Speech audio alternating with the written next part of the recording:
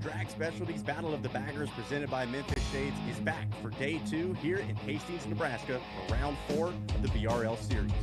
We had great racing yesterday and some of our favorite riders found themselves on the top step of the podium.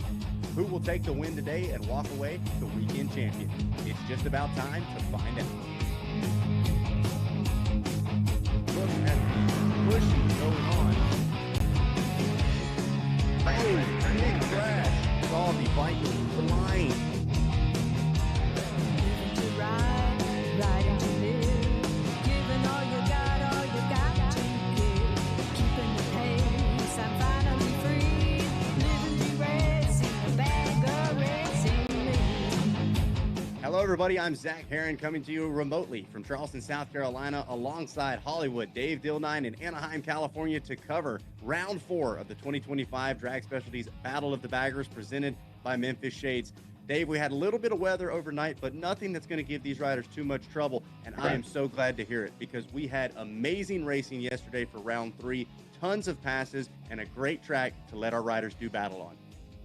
This is a very technical track, so the best riders are the chess players, not the checker players, because they are setting up passes 2, 3, 4 turns ahead of time.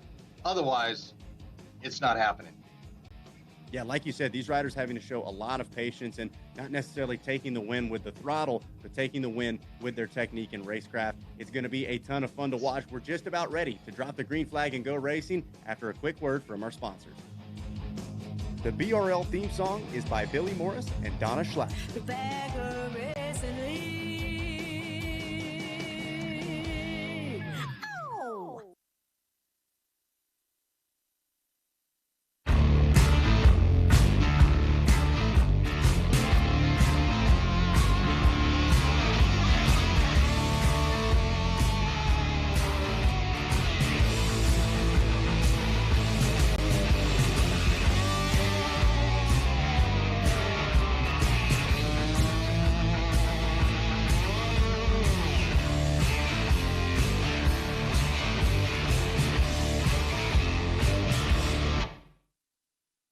Make your mark with Memphis Shades, designed by riders, for riders, and handcrafted in the heart of Tennessee. From raw materials to the open road, our windshields and fairings deliver the quality, protection, and comfort every rider deserves. Whether it's cross-country or weekend rides, Memphis Shades lets you ride longer, look better, and enjoy every mile. Visit memphisshades.com/BRL to check out our full lineup and upgrade your ride today. Memphis Shades, style that works. Welcome to Hog Halters. We're here in Dahlonega, Georgia, manufacturer of American V-Twin performance motorcycle parts. Been in business 25 years, got a 25,000 square foot facility. We pride ourselves in design and manufacture right here at Made in USA. We're your one-stop shop for customization and performance builds. You can find us on the web, www.hoghalters.com. Lots of our parts are distributed by Drag Specialties and dealers nationwide, and we're distributed worldwide. Hog Halters, we're proud to be a partner with the Bagger Racing League.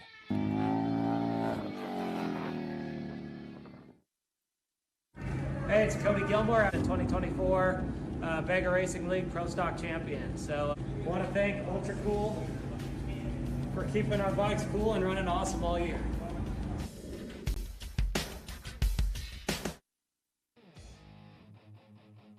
Live coverage of the Bagger Racing League is brought to you by Drag Specialties, Memphis Shades, Rock Speed FX,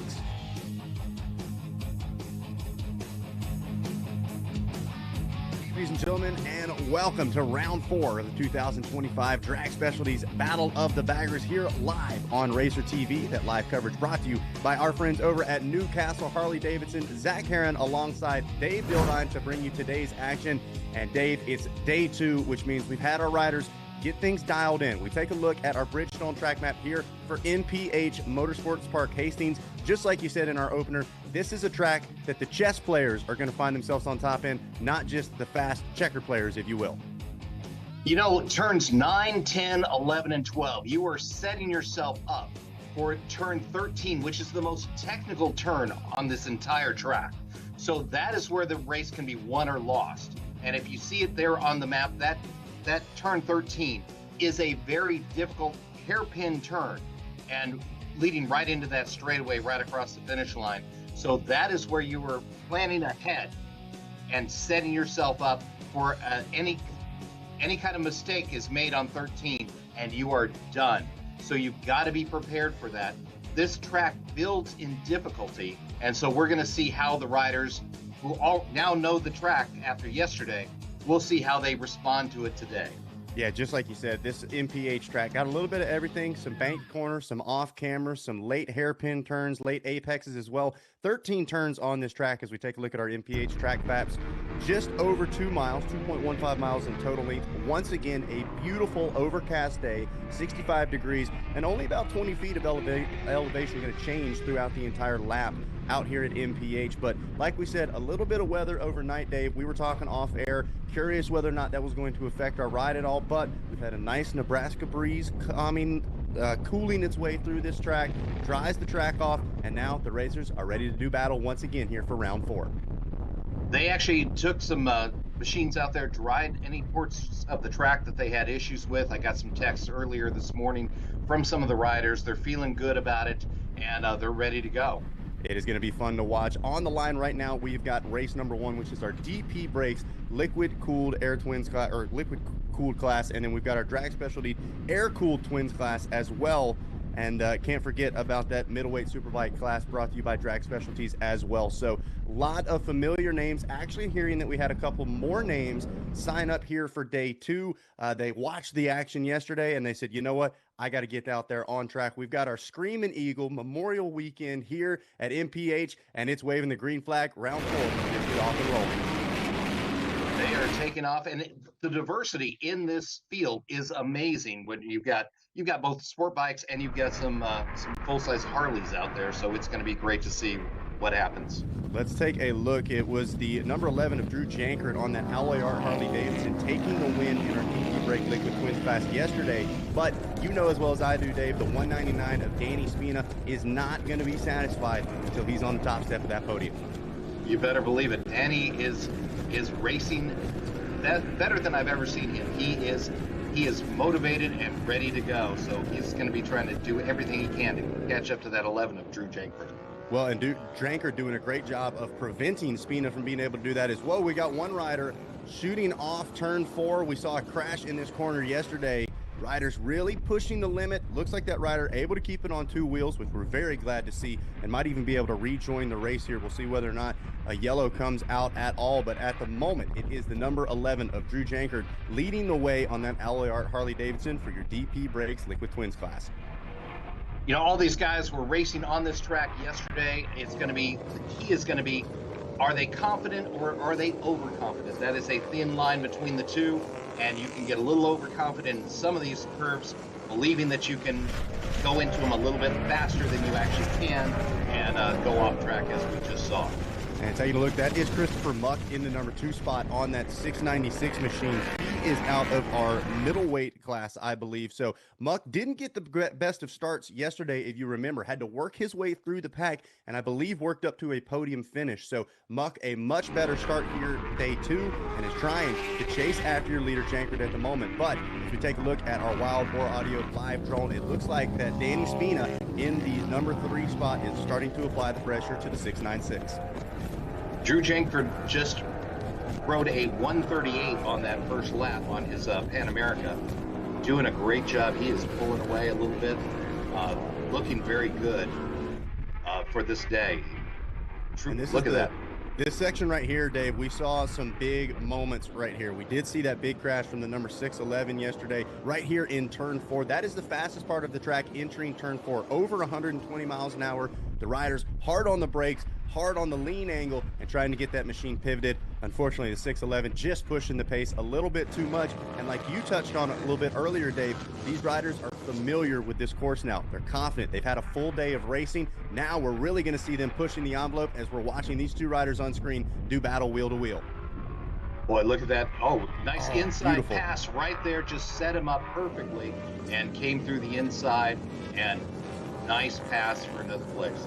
That might be the number 6 of Teddy Honan making the move, and couldn't quite read the front number plate on that Supermoto machine, but this talks about the variance in machines that we have out on track, as that is the number 6, and then possibly the 7 or maybe the 109 of Brandon Stewart. He was working his way around on that Supermoto machine. So the Supermoto, a motocross bike turned street machine, and then you've got the Superbike there of Honan.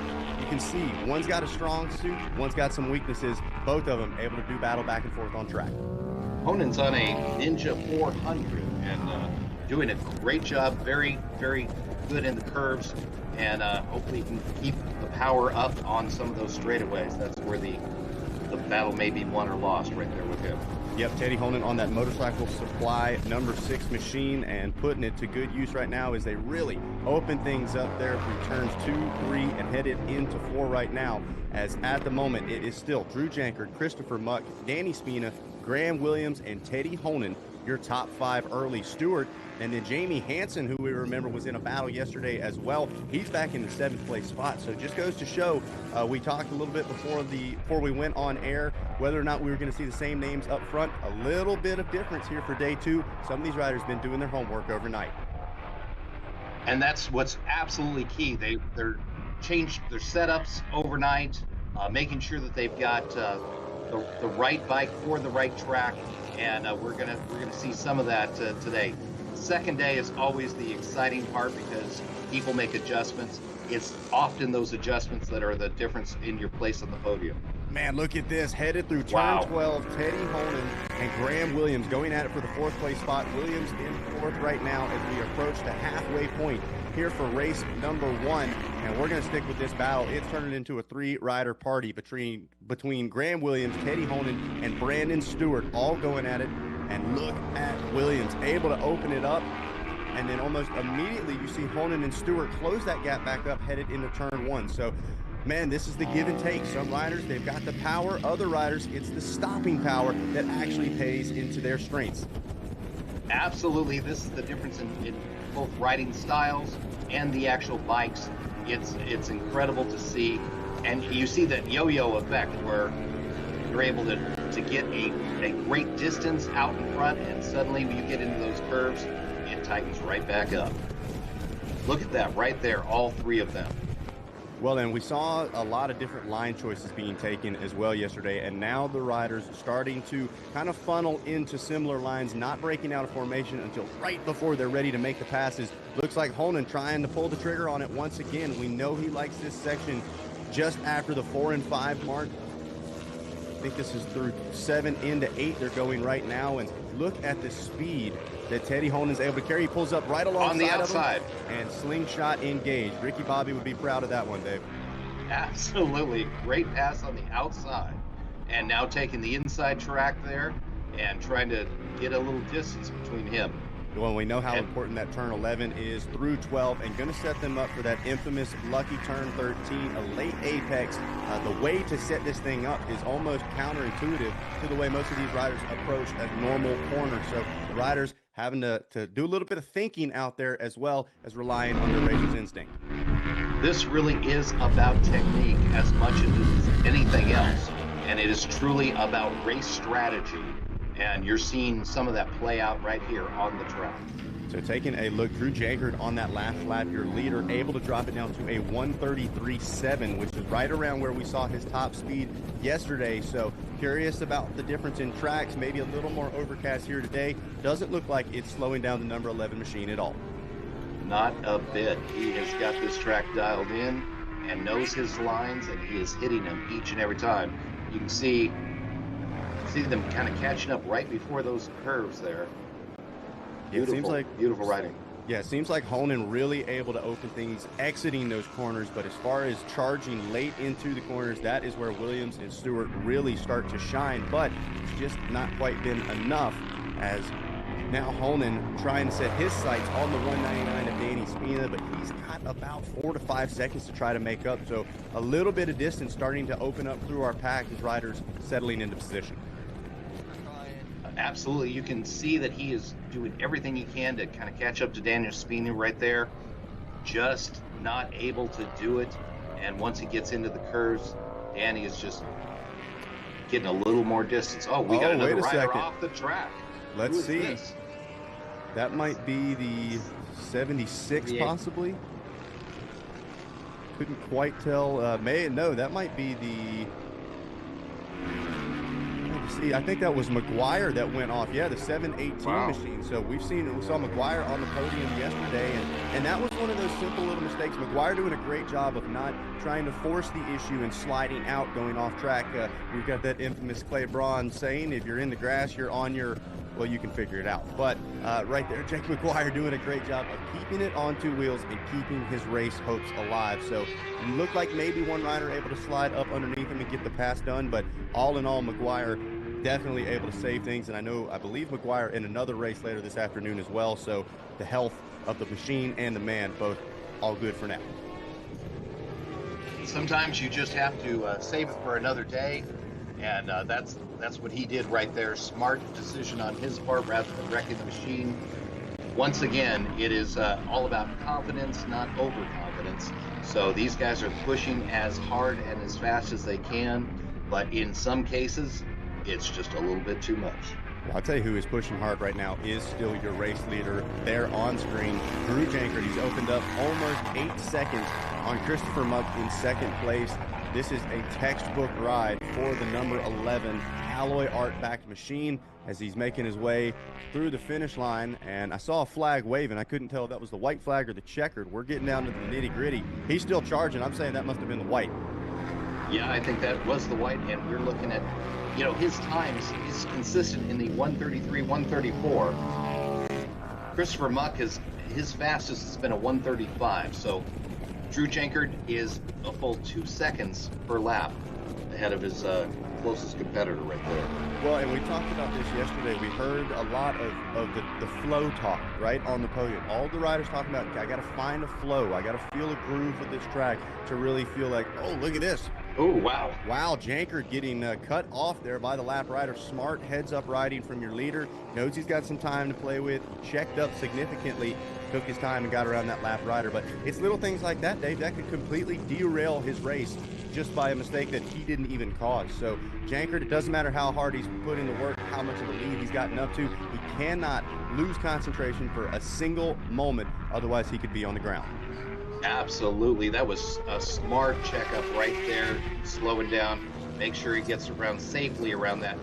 It is all about how you finish. You want to have the best times you can, but sometimes things on the track happen and you got to play it safe. So getting down to those final couple of corners here, Lucky 13. He is going to try to bring home another win here in our DP Brakes Liquid Twins class. And checker flag is waving. It is going to be the number 11 alloy art back ride of Drew Jankert grabbing the win. Looks like Christopher Muck going to be able to hang on for second place physically on track. Danny Spina going to cross the line in the number 3 spot, just a little bit off touch there from Jankert. And looks like Holman and Williams going to round out your top 5 physically on this one. Dave, this is exactly what we wanted to see. More bar banging action right from the first green flag of the day. We've had some great racing yesterday, and today could be even better. It's amazing. These riders now knowing the track, feeling comfortable, getting out there and knowing exactly what kind of strategy they need to have. Yeah, it just goes to show the comfort level continuing to grow race after race. Like we said, came here last year. So many of our new faces to BRL having experience on this track, really enjoying their time and able to come back and enjoy some more BRL racing right now. Is I believe that's the 369, a TC Holiday we're watching take the checkered flag here. And we'll let the rest of our field cross the finish line and then get ready for our Alpine Stars race replay. Give you a quick little recap as to how things went down here for race number 1. There you do see the 718 McGuire, so he was still able to keep that thing upright and bring it all the way to the checkered flag, which is exactly what we like to see. Had a couple of riders off track, but no riders on the ground, which is a good race in my books. Let's take a look at that Alpine Stars race replay, show you exactly how things went down for our DP Brakes Liquid Twins, our Drag Specialties Air Cooled Twins, and our Drag Specialties Middleweight Superbike classes. So right off the green flag, look at the drive from the number 11. He was in a drag race there with Danny Spina. And they were trying to do battle. There you see Rob Bidas getting the podium set up. Going to be chatting up with our top three here Sales in just 106, a few minutes. Sales 106. They're going to be hanging out with Rocket Rob Bidas. And at the end, it would be the number 11 of Drew Jankert grabbing the win. Christopher Muck in the number 2 spot. Danny Spina, Teddy Honan, and Graham Williams rounding out your top 5. All right, let's take a look at this. Here it is, your Alpine Stars race replay. The drag race headed into turn 1, and it is Spina and Jankert who are battling for position, but then out of nowhere, Christopher Muck able to quickly slide into that number 2 spot. We have one of our riders take a quick little detour through the Nebraska grass, able to get that thing turned back around. That might have actually been McGuire both times. So McGuire got to get turn 4 figured out if that was him both rounds. But look at this, the 247 and the 6. Graham Williams and Teddy Honan, they had a battle royale there on the back end of the top 5.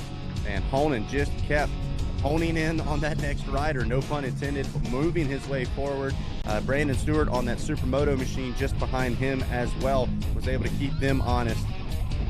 And this went all the way down to the wire. There you see Jake McGuire off track in turn 4, but a great job of keeping that big bike under control. We know how quickly things can go awry on those off-track excursions. Was able to get back up, and we did see him take a checkered flag, but nobody was able to touch this guy, the number 11 Alloy Art back ride of Drew Jankert. Going to grab the win once again here in that DP Brakes Liquid Twins class here for day 2, round number 4 of the Drag Specialties Battle of the Baggers. Let's take a look at your Alpine Stars top 10. It is Drew Jankert, Christopher Muck, Danny Spina, Teddy Honan, and Graham Williams. Your top 5 with Brandon Stewart, Scott Short, Jamie Hansen, TC Holiday, and Evan Saley. Your top 10. All right, well, looks like we've got our riders down on the podium, high-fiving, shaking hands, kissing babies, all the things that come with being superstars of the Bagger Racing League. And speaking of superstars, let's get ready to send things down to our very own Rob Bidas standing by on the podium. Yeah, we're down here on the podium. We have one more rider to get into the camera shot here. I see him with the 666 machine. He's coming back over here right now to join us. And that's our buddy David Lancaster. Now, he has to do double duties down here, guys. Not only did he have to put in a heck of a ride to land on the podium, he had to go get his own race stand as well. So, you know, it's a little something for everyone once they get Clay Braun fixed up in here. David Lancaster, 666. Come on. Hello, my friend. Welcome back to the podium once again, 2 days in a row. So awesome. So awesome. What's it take to get out here and battle? We got folks that are at home. They want to know, what's it take mentally to say, you know what, I'm going to take my bike, I'm going to turn it into a race bike, and I'm coming to the track? It doesn't take that much. We raced this thing. We changed the tires. That was it for the first year I raced it, so it doesn't take much. I know you have a great list of sponsors. There's so many, you even wrote them down, so let's make sure we have a chance to get them out there. I got to write them down. The Heathen Nation, Lucifer's Garage, Dunlop, Quaid, Harley-Davidson, Racer's Edge, Eyes Up Motorsports, Main Street Moto, Anthony's Leatherworks, Just One Helmet, Alpine Stars, my family, DP Brakes for sponsoring the class. I want to do a little shout out to CRA Race Association and CVMA Race Association for having classes for us to go out and race all the time too. So the West Coast represented out here very strong today. Yes, sir. Congratulations. Paula Fox has some award for you here. Let's slide over here. Danny Spina, 2 days in a row, second place in this class. We're standing here in a puddle of water right now. Great ride out there, you guys. Battling with sport bikes even. Yeah, it was super fun, super unexpected. Another rider from the other class, he hopped in line. Just a little foggy today, but hopped in and he put his head down. He was grinding. I was just following his lines. I saw I had a gap, and just wanted to have a fun ride today. A fun ride is a big part of it, but the sponsors help you get here. Let's make sure they recognize all the hard work. Absolutely. Again, without my family, I wouldn't even be here. National City Harley Davidson, they prep these machines and they get them going. Huge shout out to my mechanic Deacon that's been tirelessly working on these and making sure I have a fit ride. Excellence Moto Detail, sorry about that. And then shifter crew, Motool, fueling, Bamco, Racer's Edge, Dunlop, all these guys help me, and they've been helping me and, get us up on the number 2 spot today. Well, congratulations, Paula. Come on in here, and let's recognize his hard work. Danny Spina, everybody, second place here in Liquid Twins. All right, center box is weak. I want to make sure I get it right because I know it's a little bit different. Drew Drancord, right? Yes, sir, that's it. Alloy Art says we're going to find not only a fill-in rider, we're going to find somebody that can do the job, and I think you might have earned yourself a seat. Yeah, I hope so. I really enjoy working with the guys at Alloy Art. I didn't know what to expect coming into the weekend. I had never ridden a Harley, so this was a little bit different for me. But yeah, exceeded expectations on my part, and I hope that they feel the same.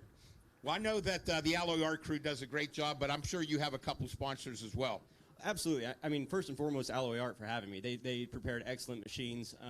This class is sponsored by DP Brakes. Larry Mills is here this weekend, and the bike was stopping amazing. And every time, we need product, turn to Larry. So that's great. Bridgestone, Rory at Bridgestone actually hooked me up with the guys at Alloy Art. And huge shout out to him. The bike was hooking up great. We had some rain showers this morning, so wasn't sure how the track conditions were going to be. But a couple laps in, I realized the track was pretty good and able to throw down some heaters. So got some good times down and felt good about that. But Chance with Barnett Clutches is here. The list is long, but the people that help get us here, they're all incredible, and we appreciate them all. Well, congratulations, Paula. Come on in here with that first place award. Ladies and gentlemen, the DP Brakes Liquid Twins class down here on the podium. Gentlemen, step up there on the box. Let's make it official. How about a nice round of applause from all the race fans out there? We're going to throw it back into the studio here as we get ready to re-rack the podium. All right, thanks, Rob. Yeah, great stuff down there for our DP Brakes Liquid Twins podium. And while we get the podium reset for our next group of top 3 riders, you probably noticed those absolutely incredible trophies that we've got here in 2025 BRL. Those are from Figurati Designs and the Figurati Podium.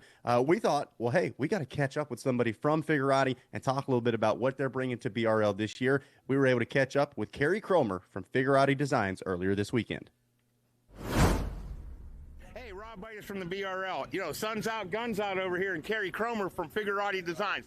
Now, Figurati, we heard it from the late Jim Matchett, one of our dear friends. The guy's a jeweler.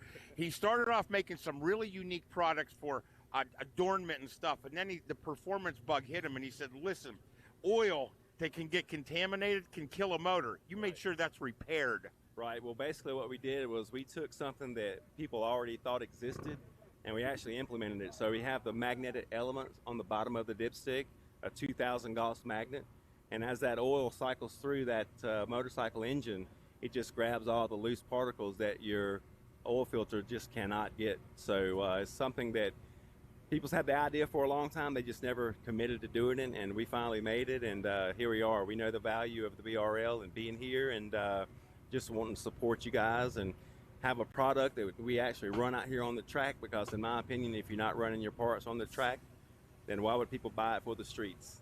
So that's why I'm here, to support this and enjoying the hell out of it.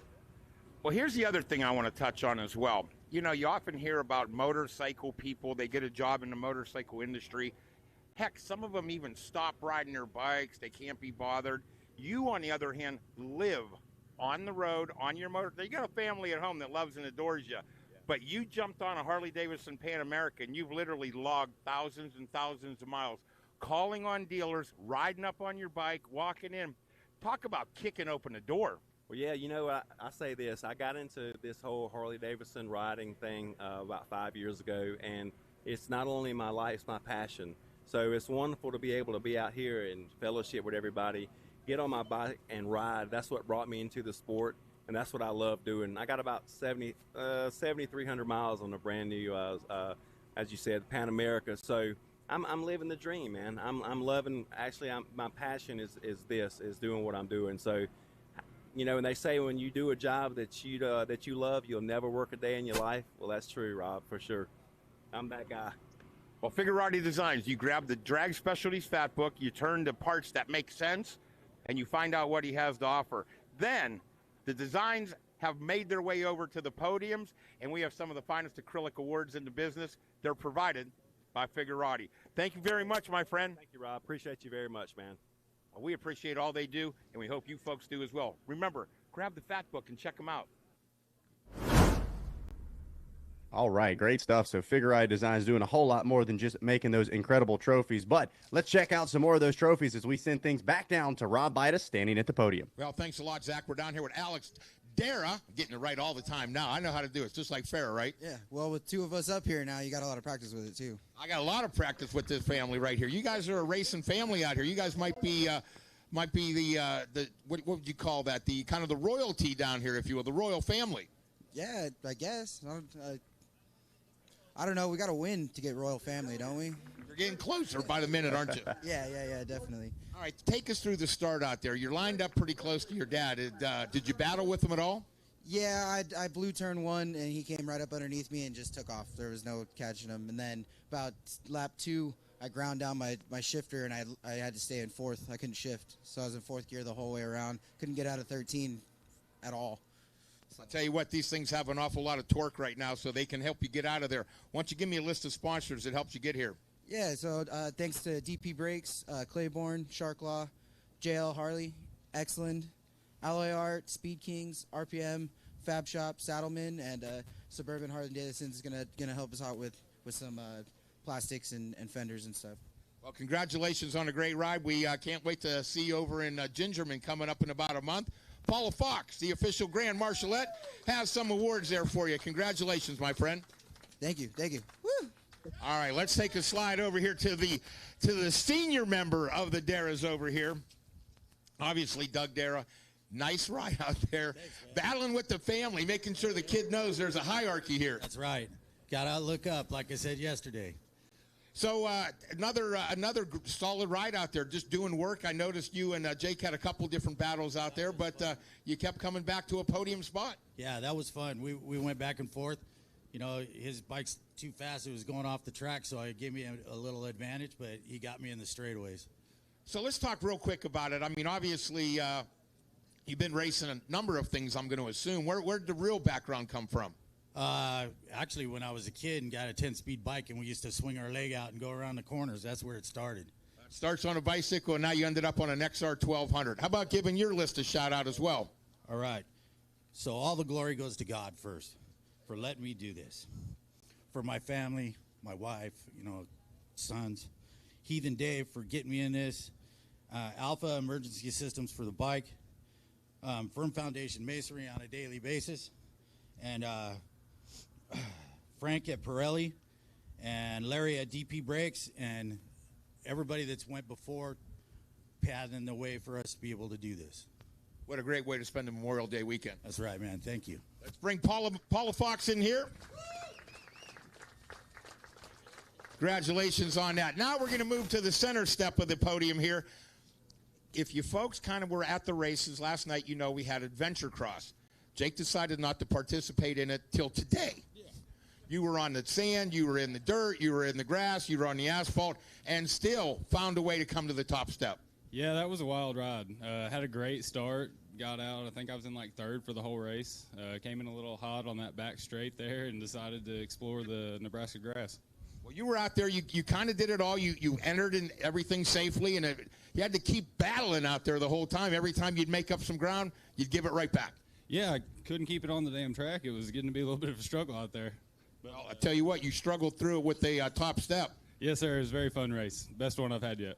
How about a little shout-out to the crew that helped you get here? Absolutely. Grim Reapers Motorcycle Club, Harley-Davidson Bowling Green, Ultra Cool Coolers, Boosted Brad, Fast Line Track Days, and RC Components. Congratulations, Paula, coming here with that first-place trophy.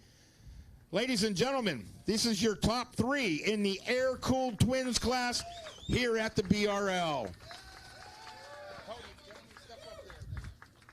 All right, great stuff, Rob. Thanks a lot. Hey, we talked or we heard a lot of talking about our friend Larry Mills over at DP Brakes, and they have got some next level stuff going on, and it's happening right here at the BRL this weekend. We were able to catch up with our friend Larry Mills from DP Brakes a little earlier this weekend. How many times have you heard it? You gotta slow down before you go fast. Larry Mills from DP Brakes has been making sure that riders, doesn't matter if it's off-road, motocross, supercross, or the Bagger Racing League, have every advantage to really test the limits of their bikes and their abilities. First of all, thank you for all the support. And tell us what's going on at DP. Very welcome, Rob. We're constantly doing testing with these guys, and they help our product immensely because we were able to come out with new materials, and we're actually bringing out a new material this year because of this. Because we get all the testing, we get the feedback from the riders, and ours is an awesome product, but we try to increase the performance every time. So with their feedback, I send that back to the factory, and we come out with some new materials. You're talking about coming out with new materials, but you've been not only a supporter, but you come to these races. They're talking to the man himself. They're not sending it in on an email or something. You're out here with your notepad, taking down all the info, and, man, that's really helpful. It is, totally. And, I have a great relationship with all the bagger racers, and, they really are honest about their feedback. And, I get that back to the factory, and we're actually bringing out this new material, and we're actually testing right now at this track. So, you got teams like Alloy Art, you got Suburban, you've got the A-Plus team, you've got a bunch of others that really put a lot of wear on these pads and a lot of aggressiveness on these pads, and we wouldn't be able to do it without the feedback from these riders. Well, folks, the feedback's most important, and better yet, get into a Parts Unlimited or Drag Specialties dealer and ask for the DP product by name. All right, great stuff. Always so great to see Larry out at the races. Larry and DP Brakes, a big part of multiple series that we have featured here on Racer TV. I know we see him out at our GNCC series a lot as well, and always just got such a great relationship with the teams and the athletes, and is always looking for more information on how they can improve their product. All right, looks like we've got our last podium here from race one. Let's get ready to send things back down to Rob Bitus. Oh, thank you very much, Zach. Middleweight Superbike. Now, we didn't see you on the podium yesterday, and today you lit things up. How about a nice round of applause for Graham Williams? Graham, welcome to the BRL. Thank you. I'm happy to be here. Nice ride out there today. The cooler temperatures certainly look like the track came around after Mother Nature decided to rain on us all night long. Yeah, no, it was great. I went out a little bit this morning, and it was still pretty wet, so I was pretty happy that it got nice and dry out there. Talk about the track being dry, but there was racing battles going on all around you. Yeah, no, it was pretty intense out there, and I could see up front all those guys going at it, and he just destroyed me on his Ninja 400, so, it was a fun time out there, though. I know when you have a good time, you want to make sure, oh, you brought your, now who do we have here? This is Thor, this is Bison's mascot. And he goes everywhere with you? Oh, Rob Oliva just gave him to me, but he goes everywhere with Bison. All right, well, as long as Rob gave you that down there, you know you're in good company. Who would you like to make sure you recognize for helping you get on the podium? Yeah, always thanks to my dad, my mom, helping me get out here. My little brother came out today. Thanks to the Dapper Wolf Barbershop in Minnesota. He's been helping me a lot. Bison, Rob Oliva has been a huge help. Woodcraft, In-Gear Moto, yeah. Well, congratulations, Paula. We have some awards we're going to hand out here. Again, how about a nice round of applause for Graham Williams? Okay, now we're coming over here. I know since you're a professional now on the podium, we're going to talk over here with our friend Teddy Honan. Now, Teddy, this morning we were talking with Bill and everybody. He said, okay, you started working with Bill, and then he said, okay, let's turn him into a racer. Then he said, let's get him out to the BRL and make sure that he has a chance to talk on him. You love talking on the mic, right? Oh, yeah, definitely not shy. So tell us a bit about the race. Oh, it was a great race, man. Traffic at the start, it's always crazy here. It's a fun time, hard to get through it. The little bike, you really got to send it. You just have to. Set him up through turn 4 all the way to turn 9 and got him on the outside. It was a great race. Anytime you can make a pass on the outside, doesn't it get a little more exciting? Oh, yeah, especially when the track's a little bit wet. How about if we talk about who helped you get here? Obviously, Rory with Bridgestone, Bill Kaiser with Motorcycle Supply, Scott and Sarah with Leroy Enterprises, and, of course, my wife and child, Bree and Tilly Ray. Let's invite all the people to stop down and see Bill Kaiser at the shop. You guys are down here a lot with different organizations. Let's talk about them for just a second. Track Addicts, if you guys want track days, 30-minute sessions, and then Sunday's open session. You can ride more than you want. Well, congratulations on a great ride. Paula, come on down here. We have an award right here. We'll get you hooked up here. We got a little lake down here. That's why we're standing off to the side. Nice work. All right, middle step. Chris Muck. What a nice day. Yeah, now, I know you want to stand in the middle every time we come down here, right? Yeah, middle step's where you want to be. It's hard when you get up with these local guys like Teddy over there who likes to send passes on 9-10 and that sort of thing. But, yesterday he got me. I was in second place, but, thought I was a little washed up. We got a good night's sleep. Got stall 5 action this morning, and, we had the momentum today. We had a great start, and it was a good race. Well, congratulations on a great race. Paula, come on in here with that award, and who would you like to make sure that we recognize for helping you land in this middle position? As always, Bill Kaiser, Motorcycle Supply in Manhattan, Kansas. If you need anything for your motorcycles, he's the only place to go.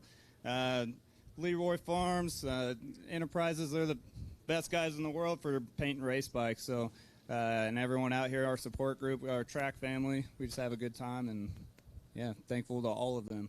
Well, congratulations, gentlemen. Take a step up on the podium over there. We're going to send it back into the studio over here because when we come back, we got another race getting ready to go. Attention in the paddock. Under 5 minutes. Race number 1.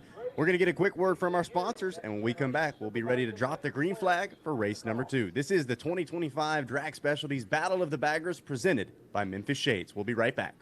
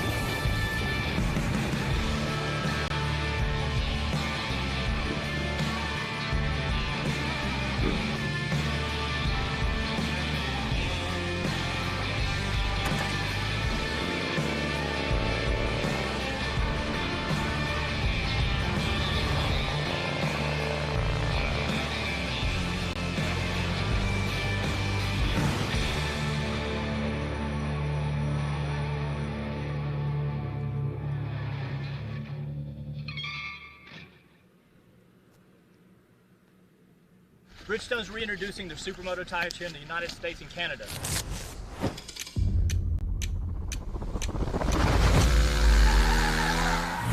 That's the BMO1 front and the RO2 rear.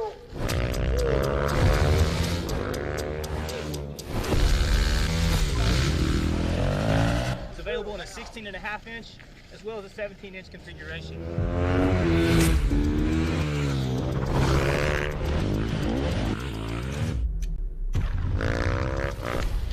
Battle Axe is a non-DOT tire, and we definitely recommend tire warmer.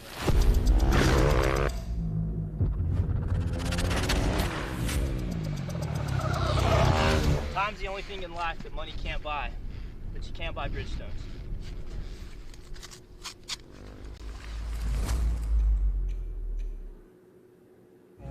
My name's Carl Schlacht, 2024 Bagger Racing League American Twins Unlimited Champion, and I run an ultra cool oil cooler and flow filter.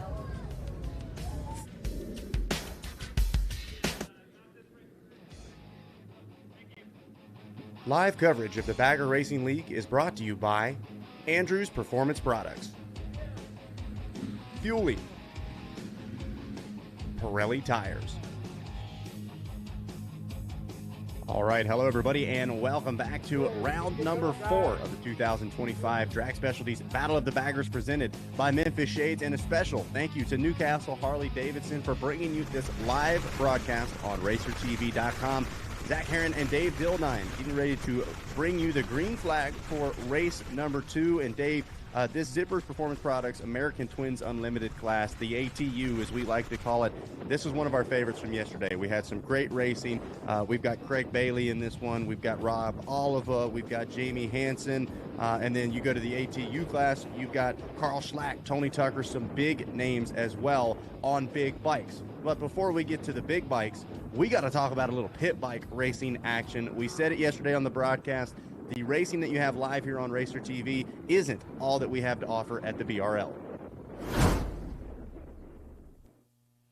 Taking a look, yesterday afternoon we had the pit bike showdown. This was a short track design and it was a battle royale. You think these guys are bringing out all the stops for the races here on Racer TV? They were going hard for it. There you see, pushing the envelope, almost coming together. I think he was trying to slow down the competition. Third place, number 8 slides underneath. And this is the family fun side of the Bagger Racing League. Smiles, everybody having a good time, everybody cheering it on. And you can see we got multiple sizes of pit bikes. These are almost specially designed flat track bikes. Very nimble, agile machines that are able to rip this small oval course that we have here. Dave, this looks like a good time. We're going to have to find our own bikes and do a little announcers battle. I'm ready for that. That sounds great. I mean, they're having a blast out there. Look at how much fun they're having. Nothing like just having some fun and racing with your friends out there. Absolutely, and as if that wasn't enough, we also had the introduction of the Bagger Racing League Adventure Bike Series, where these riders are able to start right on the grid where all of our racers start here today, and then going off course, or off the road course, I should say, all kinds of different trials they had to get through, really making the most out of those dual sport and crossover machines, having a great time weaving around the property here in Nebraska. And it just goes to show a little bit of something for everyone here at the Bagger Racing League. 2 wheels, all types of terrain, we got it all right here at Bagger Racing League. That is what it's all about as we head back to that Wild Boar Audio live drone race number 2 out on the warm-up lap as we get ready for our Zippers ATU class, as well as the Drag Specialties Next Generation Superbike and the Drag Specialties Metric Twins class. Let's take a look. And featuring the riders that we're going to see later in our Pirelli Pro Stock class. Looking forward to some of those racers being back on the track after yesterday. Yep, going to be a great day. Going to be a ton of fun to watch, and we've got so many of our riders out there in multiple classes as well, so plenty of time out on this beautiful Motorsports Park Hastings track as we wait for our riders to make their way through the grid. Let's take a look at this Zippers Performance Products ATU class. We've got Craig Braymiller out on that High Rev Racing A-Plus Performance Cycles ride. Philip Doty on the Death Metal Racing Speed Farm back ride. Emilio Jimenez, who I believe we saw on the podium yesterday, also backed by that A-Plus Performance Cycles. Jason Owens on the Tucker Speed Shop. Carl Schlacht on that Hog Haulers at Speed Farm back ride. And of course, our old co-host Tony Tucker out there on that Tucker Speed bike as well. Tony having a little bit of bike issues in this race yesterday, but he said he thought he had it all figured out and he's ready to go racing here today. Next Generation Superbike, we've got Craig Bailey on the Tornado Bait Racing Motorcycle Supply back ride. Jamie Hansen, sponsored by LM2 Racing. Bill Kaiser on the Motorcycle Supply. He's the Motorcycle Supply man himself. James Milroy Jr. on the Milroy Racing back ride, and Paul Stamper out there as well in the Drag Specialties Next Gen Superbike class. Taking a look. We've got almost all of our riders out there on grid. We're just about ready to go, Dave. This is going to be a great race. We've got both Road Glides, Softails, and Ducati Monsters all on the track at the same time. It's going to be great to see all the different strategies that everybody's employing as they're out there on the track. And as you look on your screen right now, it was that bright yellow bike. He's got the overall leathers on there, the farm leathers as they like to call them, the 381 of Craig Bailey on the Tornado Bait Racing backed Kawasaki ride that got the race win yesterday. And he did some battling with Jamie Hansen and James Milroy Jr. yesterday as well. And then back here a little further back, you see those big baggers ready to do battle as well in that ATU class. Tony Tucker, Carl Schlacht on that Hog Halters back ride, always lightning off the start.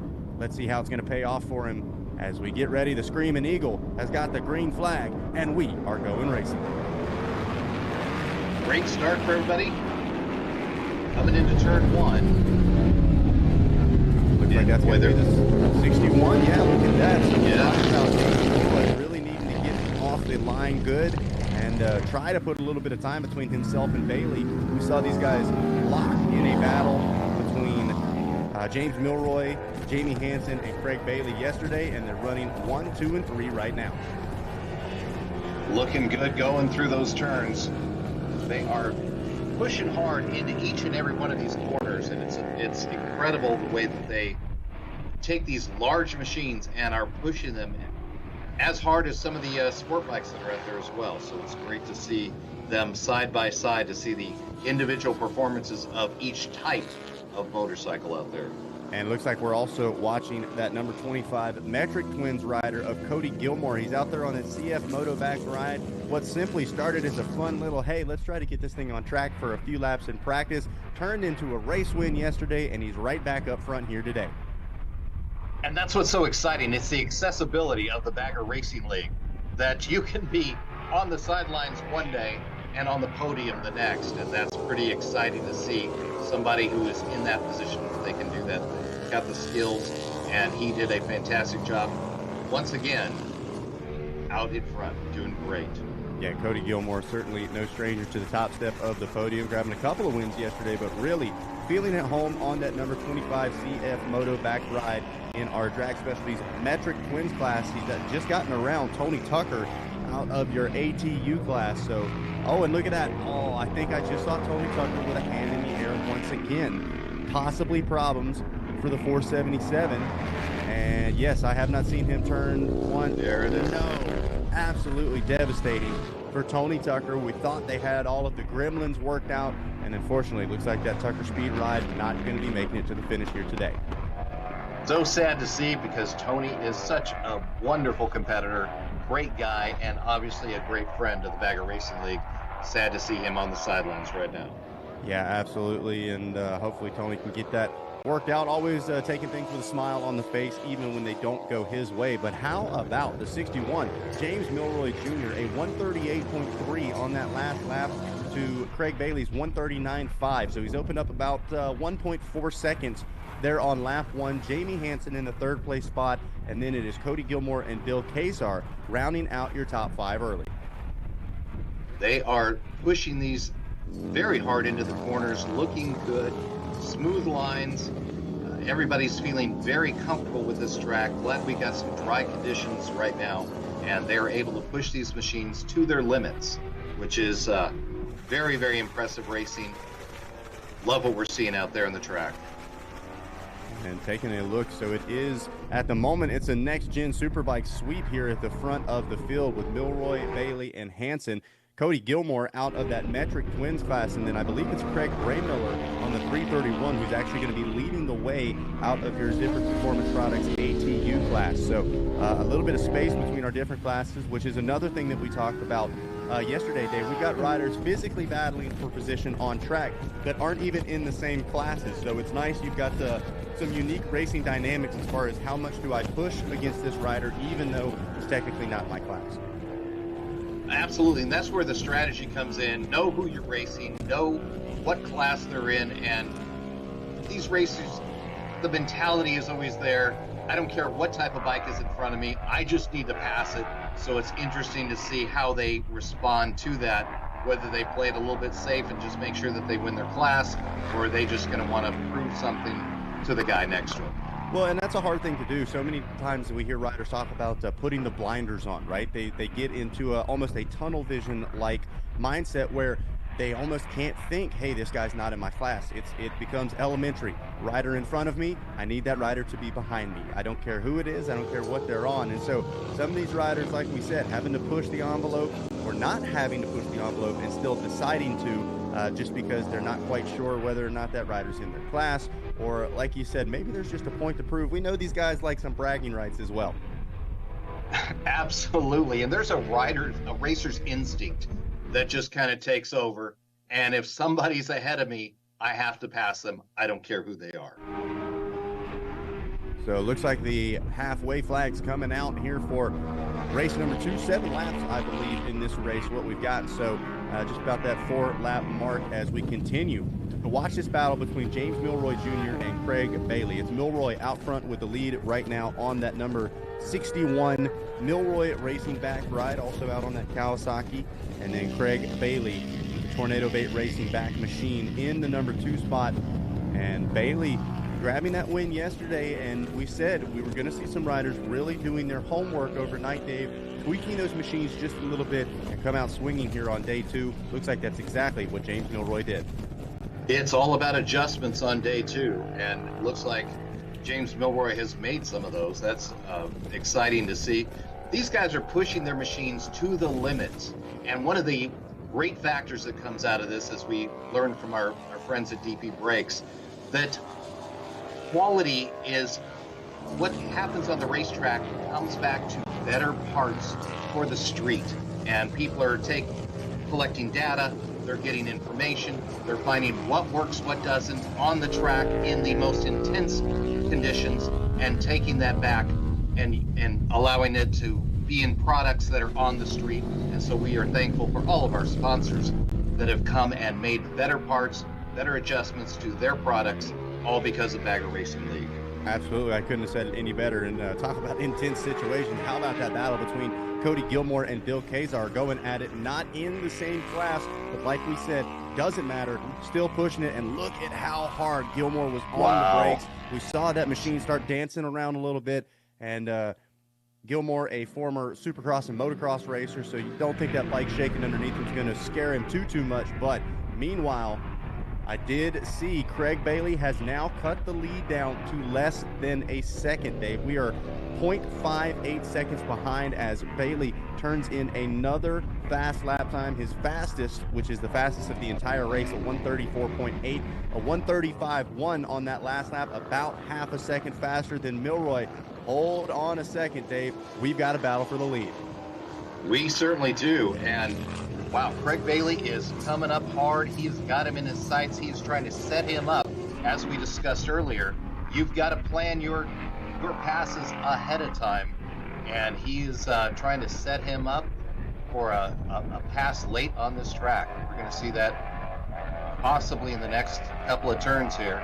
Wow, look at that. Yeah, Bailey trying to set things up, and honestly, great defensive riding from Milroy. We saw him fade way to the outside, kind of cut Bailey off just a little bit, prevented him from really getting a ton of momentum. They're also having to work their way through lap traffic, so that is going to make things a little difficult for Milroy as he fades super wide out. Now, we know how important patience is in Lucky 13 here.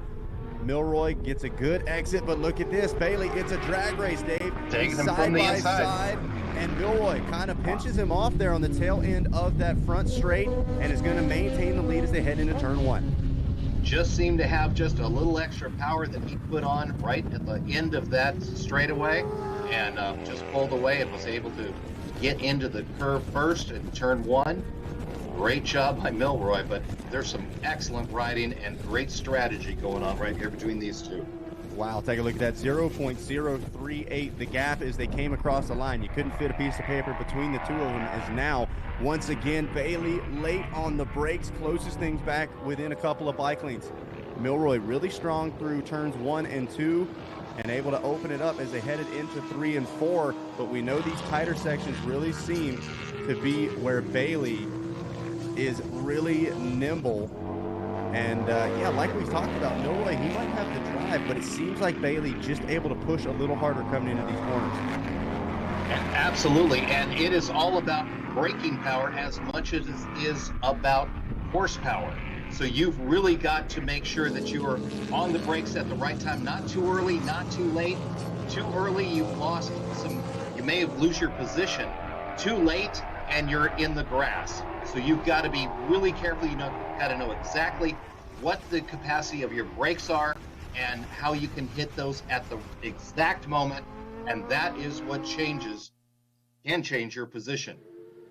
And take a look, white flag is waving the final lap. As look at this drag race once again, our drag specialties, next generation superbike class, a battle here at the front of the field between James Milroy Jr. and Craig Bailey. It has been all Milroy all race long, but Craig Bailey He knows this is the time to strike. He's been plotting. He's been scoping out where to make it happen. And could that be it? A drag race. Oh, it's still not over yet. How about it? Milroy carries a lot of speed around turn 3. They're headed into turn 4. Let's see. Will he take Hollywood Dave's advice late on the brakes? Oh, the gap just evaporating, but Milroy able to keep about 2 bikes between them.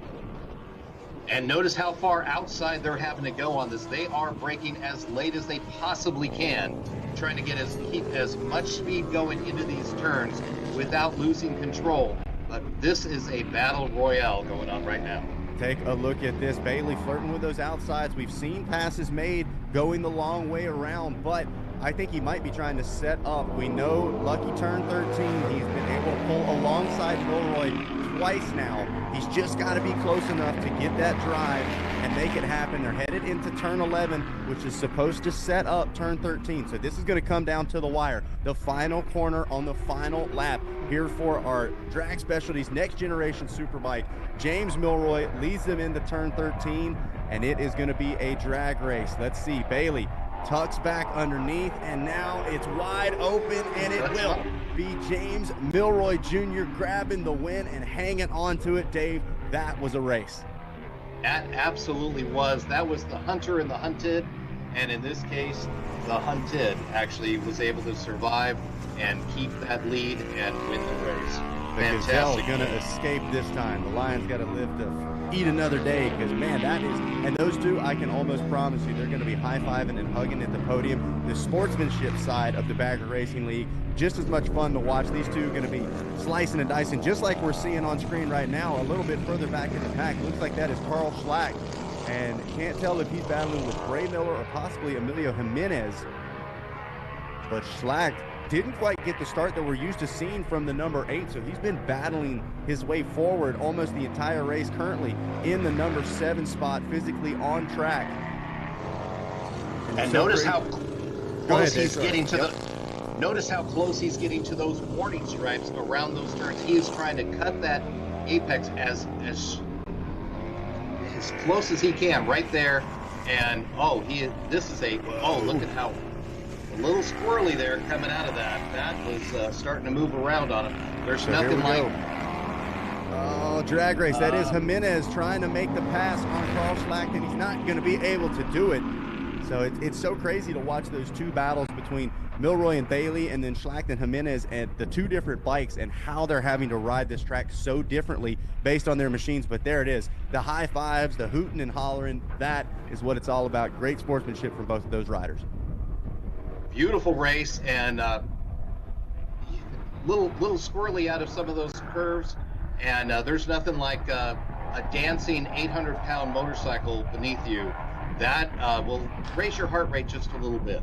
Yeah, I'm sure BPMs maybe going up just 1 or 2 to say the least, but wow, what an impressive race here for Race 2, the Zippers ATU Drag Specialties Next Gen Superbike and Drag Specialties Metric Twins, as we'll get ready to show you our Alpine Stars race replay here for Race 2. Watching our riders here on their cool down lap, checking things out. Several of these riders going to be making their way back out on course here in a couple of races as well. But let's show you how things went down here for Race 2 with our Alpine Stars race replay. A little bit of shuffling going along the start stretch, but it was almost immediately the number 61 of James Milroy Jr. slides into that number 1 spot, and he had a battle going the entire race with Craig Bailey. Tough luck for Tony Tucker, not able to see the checkered flag in this one due to some technical issues.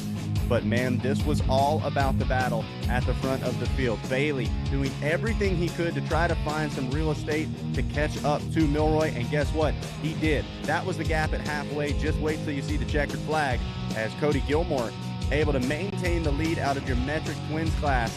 And then late in this race, we started to see the 381 creep forward, pulling up alongside of them, not once, not twice, but 3 times through those final 3 laps, neck and neck as they took the white flag. I'm not even going to lie. I thought Bailey might have had the pass made, but Milroy refused to hand over that number 1 spot. There it was, the battle coming all the way down to the wire. Carl Schlack and Emilio Jimenez battling out of that ATU class as well. to the wire. That's what we love to see. Nail-biter finishes in all of our classes as our Alpine Star Top 10 reads like this. James Milroy Jr., Craig Bailey, Jamie Hansen, Cody Gilmore, and Bill Casar. Our top 5, Craig Braymiller, Emilio Jimenez, Carl Slack, Philip Doty, and Tony Tucker. Your top 10 here for Race 2, our Zippers Performance Products, American Twins Unlimited, Drag Specialties Next Gen Superbike, and Drag Specialties Metric Twins class. As we're getting our riders set up here on the podium, immediately seeing some riders shaking hands, starting to have that post-race breakdown. And I've got a little bit of FOMO. I want to hear how this race broke down, which means it's just about time to send things down to our podium reporter, Rob Ida, standing by with our Drag Specialties Next Gen Superbike. Well, thanks a lot, Zach. We are down here on the podium, and Jamie Hansen's very familiar with the BRL. He chased us around the country last. Get in here a little closer to me, my friend. Nice ride out there. I know that you got to get the start. Then you got to put in the hard laps. Then you got to stay focused, and you seem to be able to do all that today. Yeah, I got it done today. Yesterday I was out on a bad tire in both classes, so I couldn't make it happen. Then I had more excuses of getting stuck behind people, but today I got the jump and got up behind them and just couldn't get it done. But happy to be up here and happy to be racing with these guys again. And we're certainly happy to have you here. I know that you got a long list of sponsors. You chased us all across the country last year. Who helped you get out here? LM2 Racing, Trackside Labs, Bison, Mom, Dad, all my friends back home helping me out. It's a long list. And, DP Brakes, Bridgestone Tires. I think that's the gist of it. Well, congratulations, Paula Fox. The Grand Marshalette's got an award for you here. Congratulations on landing on the podium once again. Thank you. Let's slide on down over here. I thought he was a lumberjack, but he tells me he's a farmer. And if you homage to the farmer. We saw the battle out there. We stayed on it a long time. You guys were going back and forth, looking for an opportunity at heck of a race. It was a fun race. This is probably the most fun I've had on track this year. This was a great time. We'd like to have you have fun, so we make sure you have a great battle, bringing in great competition. Great ride out there, and tell us a little bit about the folks that helped you get here. Well, first I want to thank Jim Milroy for such a fun battle today. This is a fun race. As far as sponsors, I'd like to first thank Motorcycle Supply out of Manhattan, Kansas, Flatland Racing out of Emporia, Kansas, my coach Ron Mears of Tornado Bait Racing for all the constant advice, Bison Leathers for keeping me comfortable and safe, and Ducati Omaha Track Addicts for the sticky Pirelli tires. Fantastic, fantastic. Paula, come on in here and let's hand out the hardware to this gentleman. Nice job out there. Congratulations. Thank you. All right, now, we were talking this morning. I was heading into breakfast, and I'm like, where are you from? He goes, not really that far away, but I used to travel the country chasing the AMA Superbike Series. Here you are, and you had everybody chasing you today. Yeah, it felt good to beat this guy and this guy for once. He beat me last year twice. He beat me yesterday. Now I'm the winner. Feels good. Now, yesterday you had a little bit of a fuel pump issue, but you came across the line, and today it looks like you got it all sorted out. Definitely, the fuel pump must have been going out the whole race yesterday because my bike is way faster today. The fuel pump is what it was, though, for sure. Well, it feels good to get the gremlins worked out of these things, and the best way to do that is coming out to the racetrack and battle it out. Congratulations on not only a great ride, but who's your sponsors that helped to make today so special? My only sponsors are myself, my wife, my two boys. They're my support. I do this all on my own. I don't get to come out and race but once a year the past 4 or 5 years. So I come to you guys twice in a year now. You told me that your race livery here is kind of an homage to what you did back in the day. Yeah, it's an exact replica paint job of what I raced in the AMA Superbike in 94, 95, 96. I raced for Chicago Performance back then, and our colors were purple and white, so I just made it Milroy Racing instead of Chicago Performance on there. Well, congratulations, Paula. Come on in here and let's give this gentleman his first place award. Folks, how about a nice round of applause for all three of these folks as they take their steps on the podium. Guys, hop up on there. Let's get a photo. Let's get the TV going. Guys, let's throw it back to the studio. We got to re-rack this podium. All right. Thanks, Rob. Yeah, sounds great. Once again, congratulations to our top three there in that drag specialties middleweight superbike class. Hey, we were able to catch up with one of our favorite companies involved with Bagger Racing League. I'm talking about Barnett Clutches and Cables and one of their very own, Chance Darling, earlier this weekend. Rob Bitus from the BRL. We are positive that the bagger movement is just beginning as we grew to over 20 baggers today. A big part of that is that we have an entry-level class in bagger racing, what it should have been the whole time, according to my friend, Chance Darling. He was with us at the very, very, very first bagger race ever, and he continues to be by our side. The Barnett crew stepped up for the Barnett Super Street class, and you saw quite an exhibition out there in day one. Chance Darling, thank you so much for your belief in it and the support. Well, thank you, Rob. I mean, this was your idea from the beginning, and we're just here to support you in the sport. So, I mean, without your idea of this wouldn't have even happened. You know, you talk to a lot of these vendors that are out there. We talked to Larry Mills about brake pads. We've talked to Daryl Bassani, rest in peace to the man himself, about what he was coming from the exhaust. The clutch is one of the most important hubs of the whole entire motorcycle. You can have all the power in the world, but if you can't get it to the back wheel or you can't make the transmission work properly, you're kind of for naught. You guys make sure that when you come here, it's not just to hang out. You guys gather information and pass it along to the consumer. If it's tested at the racetrack, it works on the street. Yeah, no, I mean, we're trying to improve everything daily. I mean, the company's 77 years old, but I mean, we're always improving and trying to make things better and trying to make it easier for the customer and easier for the dealers to do the installs and try to make it simple. I mean, it's just, like you say, if the clutch doesn't work, it's not going to get to the rear wheel and you're not going anywhere. So, I mean, we just try to do the best we can and try to get input from the racers and the dealers and even the general public guys that are out walking around here. They ask questions too, so all we can do is try to help. Well, the guys at Barnett not only help, but they are a supporter of this entire industry. And let me tell you something, when you grab the Fat Book and you start to page through it and see the products that they have for your motorcycles, you could be rest assured that they have been developed and tested to the highest order. So when you pick them up at the dealership, a drag specialties dealership, they're ready to make your life a lot easier. Thank you very much, my friend. Thank you, Rob. Thank you. Chance Darling from Barnett.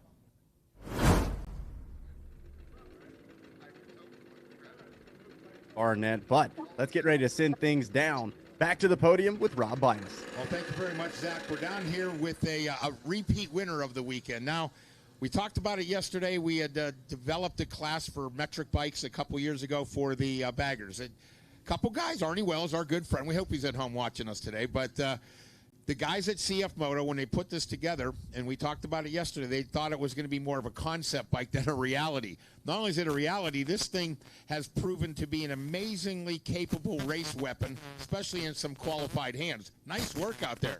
Yeah, thank you. It's they came over and asked if I wanted to take it for a spin on Friday, and here we are racing it on Sunday. So, you know, for a show bike that they planned on just being here for show and, you know, pretty much stock other than some minor foot peg adjustments and exhaust, we're out here racing a CF Moto and running some pretty decent times and keeping up with some of them sport bike guys. So, hey, it's a good time out there. And, man, I just want to thank them guys for the opportunity. And Rory at Bridgestone, he got us some awesome tires on this thing. And the bike was sticking the track like glue. So, man, it was pretty cool and pretty fun. And, man, I want to thank Rock Speed FX for giving me this bike to get out there and try it out. You know, hopefully next year in the next few races we can get some of these more of these bikes out here.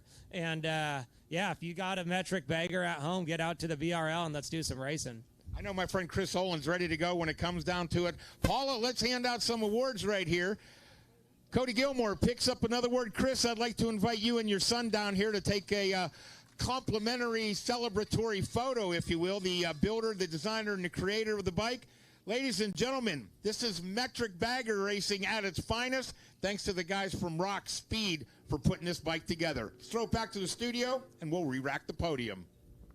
All right. Thanks, Rob. Yeah, absolutely. Congratulations to Cody and that entire Rock Speed FX CF Moto crew. An impressive debut here this weekend. Hey, we heard Cody Gilmore. We've heard several of our riders this weekend talk about Rory from Bridgestone. Well, you know we had to catch up with him. Let's hear what Rory's got going on this weekend.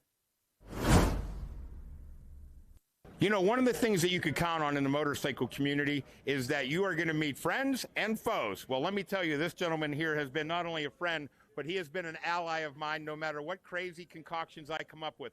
Doesn't matter if it's Moto Fight Club or the BRL. My friend Rory from Bridgestone Tires has been a true asset to everything I've been a part of. Rory, you guys jumped on board with the BRL a couple years ago, and you, Jim, and the rest of the crew, when you guys come out here, you come loaded for bear. Yeah, we come here to do business, you know what I mean? We want to win just like the teams that we sponsor, you know, and we've been with you since the beginning, and it's been a really successful thing. It's grown. I mean, this race here is off the hook, you know? You talk about the race being off the hook. I couldn't help but notice we did a big group shot the other day. How many of the teams count on Bridgestone for their tires? Well, I think just the bagger guys, remember we did that shot, it was 15 or 16 dudes, and then here are all the sport bike guys that you guys have. That gets forgotten about, but we have probably half the field maybe. It's a lot, you know, especially with Bill bringing all his guys, right? But yeah, there's a lot of dudes for sure. Let's talk a little bit about Bridgestone. I mean, a few years ago when you guys got into the motocross community, you came in, dominated the whole entire scene. In the road race community, you guys are a force to be reckoned with. What is it about Bridgestone and racing that there's so much passion for it? I think a big thing people forget about with Bridgestone when it comes to motorcycles is that Bridgestone made motorcycles at one time. So it's in their DNA. Like, they really want to make motorcycle stuff, and they know what they need to do in a tire to make it work on a motorcycle. So I think it's just ingrained in Bridgestone in Japan to bring everything to the table when we make stuff for motorcycle, when we make good motorcycle product, you know? I just want to give all you fans that are at home watching this right now, do yourself a favor. If you haven't ridden on a proper Bridgestone tire, and I know this new street tire here, what is the model of it that we call it? The one that Carl is running on is the S23. So the S is for sport. The letter denotes the application of our tire. The O is a race tire. The wets are W. But that tire is S23, and it's a sport bike tire. I encourage you folks, check it out. You will not be disappointed, and you'll probably lower your lap times. All right, great stuff from Rob Bidas and our friends over at Bridgestone. We still got one more podium celebration to go. Let's send things back down to Rob Bidas. Emilio, come in here, my friend. It was yesterday a podium, then it was the Adventure Cross first place in the middleweight class. Now you're back on the steps once again. What a nice ride for you. You guys had a great battle, you and Carl. Oh, Carl and I had a really good battle out there. I can tell you what, I'm definitely sore from yesterday, racing twice on the bagger and then the adventure bike out there in the woods, and a ton of fun out here, I'll tell you that. They talk about racers being some of the most finely tuned athletes in the world, and you're showing them just what it takes, right? Yeah, I guess you could say peak male performance. Hey, man, let's give a shout-out to your sponsors, because I know that there's some good people that help you get here. Yep. I just want to thank my mom and dad at home. My wife's watching right now. Scott from A+ Performance, Noon Performance, Scartman Arms, 13 Monkeys American Whiskey, Cantor Gullo Law Firm, Gwanda Harley, and everybody else back home in Buffalo. Well, I tell you what, congratulations, Paula. Come on in here with some hardware. About a nice round of applause for my friend Emilio. Second place down here, Carl Slack. Carl, the HHI bike looked like it was working pretty good for you out there. Yeah, Mark and the HHI guys, they just have this thing set up so good. We made some adjustments. It keeps getting better and better, and I'm excited for what's to come as the rest of the season progresses. Well, you got the Barnett Super Street race coming up in just a bit here, so I know that you need to get back there and get this thing ready to go. How about a shout-out to your crew? Yeah, shout-out my family, Lord for keeping me safe. Philip Doty over here helping us out with the team and the whole Speed Farm crew. Yeah, thanks. And looking forward to get out here again, and safe drive home for everybody, and great racing. Love it. Great job, Carl. Paul is coming in here with the award for you as well. And he gets a hug out of it as well. All right, Craig Braymiller, nice work out there. We watched you in there from the start. We were watching you battle out there, and now here you are, middle step. Yeah, great start. Probably my best start ever. I use Carl as a gauge. Dude's a beast in the starts. But a lot of fun today out there. Everybody's riding great. Weather held off. Really happy to be up here again. Congratulations, and like we want to do with everybody, I want you to make sure that the gang that helped you get here gets a record. What do you call it? A recognition. There we go. Yep. My beautiful wife Victoria at home. I forgot her yesterday. She's not happy. But the crew at A+ Performance Cycle, Escarpment Arms, 13 Monkeys Whiskey, the great guys and staff at the Cantor Gullo Law Firm helping us get here. Noon Performance, Larry at DP Brakes, Bridgestones are hooking up great, and looking forward to the next round. Well, Congratulations, Paula. Come on in here with the trophy as we get you guys up on the steps of the podium here for your photo. For the race crowd here, how about a nice round of applause for all three of these guys? Let's throw it back to the studio. All right, great stuff. Thanks, Rob. As once again, a huge congrats to our top three. And man, just so much fun. So many smiles you see around the Bagger Racing League. We absolutely love it. Well, don't go anywhere, folks. We're just halfway through all of our racing here today for round number 4. We're going to get a quick word from our sponsors. And when we come back, we'll have more Bagger Racing League for the 2025 Drag Specialties Battle of the Baggers presented by Memphis Shades. We'll be right back.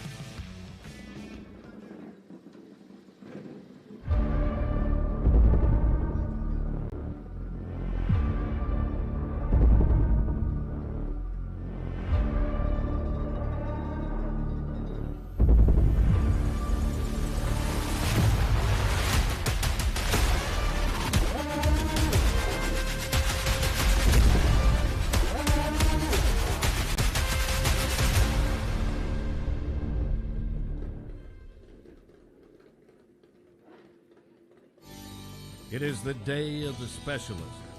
Experts in a class conscious of every nuance. Focus rules. Our specialty is wheels, and wheels only. We respectfully carry the wheelwright legacy into our eccentric world by improving the rides of motorcycles and riders globally. We are proud wheelwrights, nothing more. We are Ride Right. Simple, solid, boundless.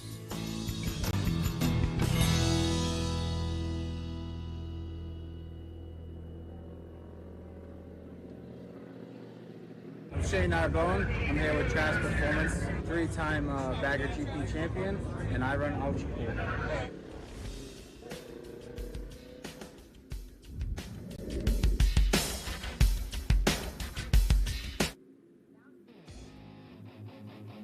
Live coverage of the Bagger Racing League is brought to you by Alloy Art, Motion Pro, Bridgestone. Welcome back to the 2025 Drag Specialties Battle of the Baggers presented by Memphis Shades. And of course, our live coverage brought to you by our friends over at Newcastle Harley-Davidson. Now, if you're wondering, what does the Kool-Aid Man have anything to do with Bagger Racing League? Well, he actually owns a Harley, and he was founded right here in Hastings, Nebraska. That is their claim to fame. So, everybody sipping the Kool-Aid, and hopefully all of you at home are drinking the Kool-Aid and getting excited about the Bagger Racing League as well, because this is continuing to grow. And Dave, with the action that we've had so far this weekend, if I was sitting at home with Harley, if I had a metric bike, if I had anything that could find a way on the grid at BRL, I'd be on baggerracingleague.com trying to find out how to get to Gingerman Raceway for our next weekend of racing. You know, it is open to everybody. We've got some riders that are joining us as this whole season goes along. I think we're going to see a lot of riders joining the party and enjoying the racing out here. Everybody's having a great time. What we hear all throughout the weekend is fun and family are probably the two biggest words that are constantly spoken, because it truly is a family Bagger Racing League. And you know what? You can't have any more fun than this. It is a great time. Absolutely, yeah, that's what it's all about. As we take a look, race 3, our Drag Specialties Lightweight Superbike and Drag Specialties Unlimited Superbike getting ready to take to the track. We had some great racing in this class yesterday because, Dave, while we do have two different classes out on track, the bikes themselves a little bit more similar as far as the way they run, more superbike style. They're able to be maybe maneuvered around a little bit more, slightly more nimble and agile machines that made for some really intense battling, not just between two riders, but we saw 3, 4, and even 5 riders all in a group swapping positions. These are more race-oriented bikes, and yes, they go around the track just a little bit faster. We saw actually times of about a 129 yesterday, which was incredible around this track. And it's going to be great to see some of the strategies. You know, the last race we saw great strategies where two of our winners got out in front, very offensive, and then had to play defense for the rest of the race because they had people hunting them down. And we're going to probably see something similar to that in this race. And you've got to play both offense and defense in races like this, especially with this type of quality competition. Absolutely, yeah. It is truly a balancing act, and it is the polka dots, the 127 of Ron Mears, who was the man to beat. There he is on your screen right now yesterday. Absolutely phenomenal ride, and he did his damage early, got away from everyone else, didn't want any part of the racing drama that we had. So we'll see whether or not Mears can do that once again. Lining up on pole, Brian Hagee, Rob Oliver, Graham Williams, Travis Wurz, and the rest of the field trying to chase him down as the green flag waves. We're off and rolling. Wow, we've already got just a crowded field right there, and you can see a couple of passes in the back there. They are going through turns 1 and 2.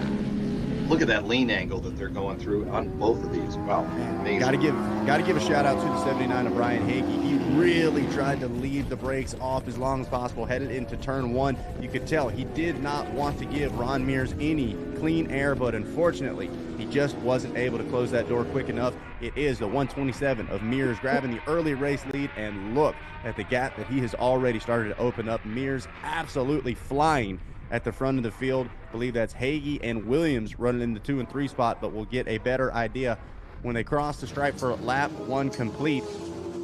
But already seeing some very close racing here. This is 3rd and 4th physically on track. I believe that's going to be Rob Oliver and possibly Graham Williams battling it out for that final spot on the podium. Those polka dots were just a blur yesterday, and looking to be the same today. Great, he is pulling away just a little bit, but as we've seen in the last race, you can have some distance, but these racers can still catch up. One little mistake can be very, very costly. Well, and we saw this talking about Ron Mears yesterday. It wasn't necessarily that he was exceptional in one part of the track, as we watched Rob Oliver slice underneath Graham Williams, but will it actually work out for him? Williams able to cut back underneath, and they drag race to the line, so I believe Oliver does make the pass stick for the 3rd place spot. But like we said yesterday, this is maybe a 1% better everywhere type thing. Mears just slowly but surely lets that lead start to grow and grow and grow. He already was at 2.013 seconds on that first lap complete, running a 1:31.9 lap time, which is 2 seconds faster than anyone else on track. Just like yesterday, where he was running at a 1:29. He is very, very consistent, just running his race, getting out there, trying to get some clean air, and staying away from Brian Hagee right there behind him. Yeah, and I'm curious to see, I believe that 129 came on lap 2 or 3 yesterday, so we'll see whether or not this next lap for Mears is even a little bit faster as he starts to get more comfortable on this track. We heard some of our riders talking about it. Yes, they did get rain overnight. Maybe a little bit of moisture still left kind of hovering around the track, so the riders just a little bit apprehensive there on lap 1, finding exactly how hard they can push. And then by lap 2, really seems like they've got things dialed in. But how about this battle between Rob Oliver and Graham Williams going at it here in our unlimited superbike class? Rob Oliver on that LM2 Racing back ride, and Graham Williams with that Williams Racing and Dapper Wolf back machine. And man, this is really impressive. Oliver sliced up the inside right here in turn 3 a lap ago, and thought Williams was going to be able to cut back underneath him, but that's a signature Rob Oliver move down that front stretch. He does not like that front wheel on the ground. No, he doesn't, and just putting the power to that back wheel, lifting the front, and just a great show of amazing bike control coming through there. And I don't want to say I told you so here, Dave, but we take a look at the lap time charts. There is the 129.8 from Ron Mears. So if he was feeling a little bit off on lap 1, he's got it figured out now, because he is right back where he likes to be in those upper 120s here for lap 2. Great call on that, Zach, because that's actually a 4.5 over Brian Hagee in 2nd place. So he is pulling out a little bit away from the pack, but we certainly have an amazing battle for 2nd and 3rd.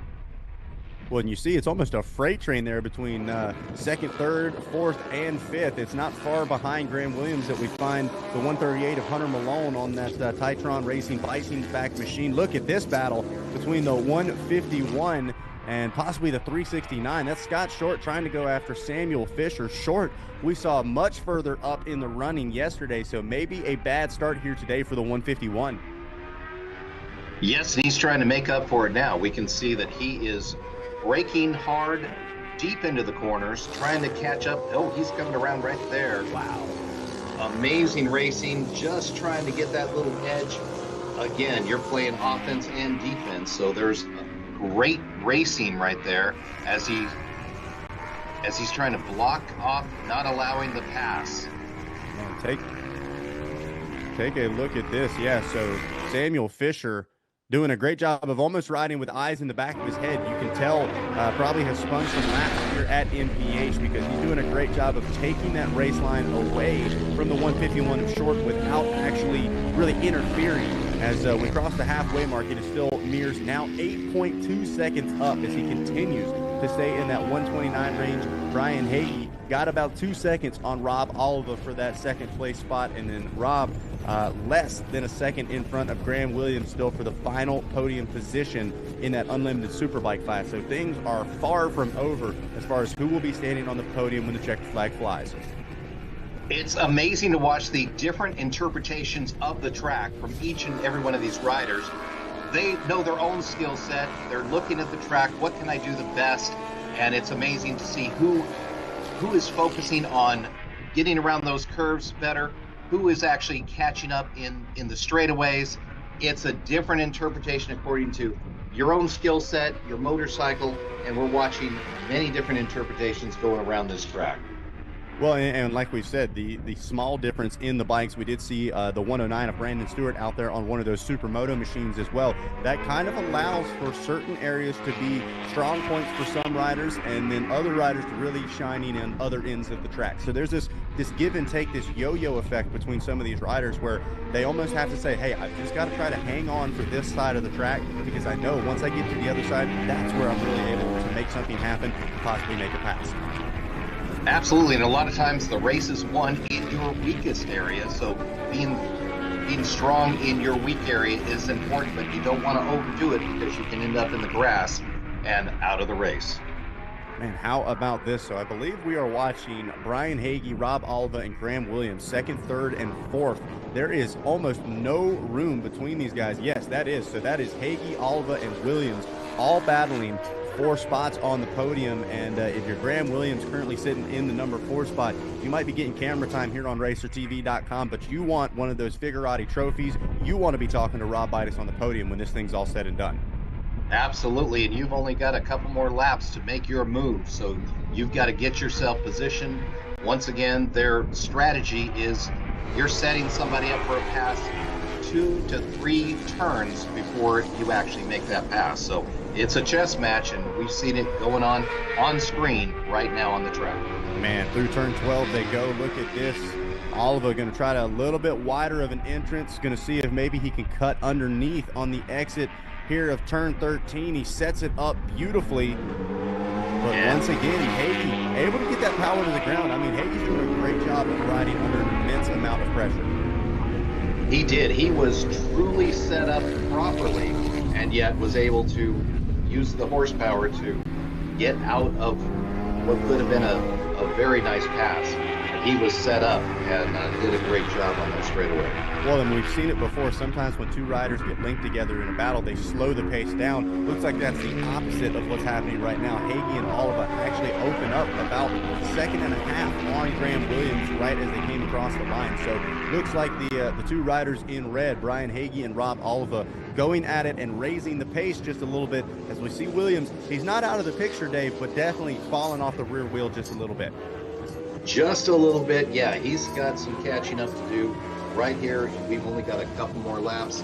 He's got to make up some time somehow.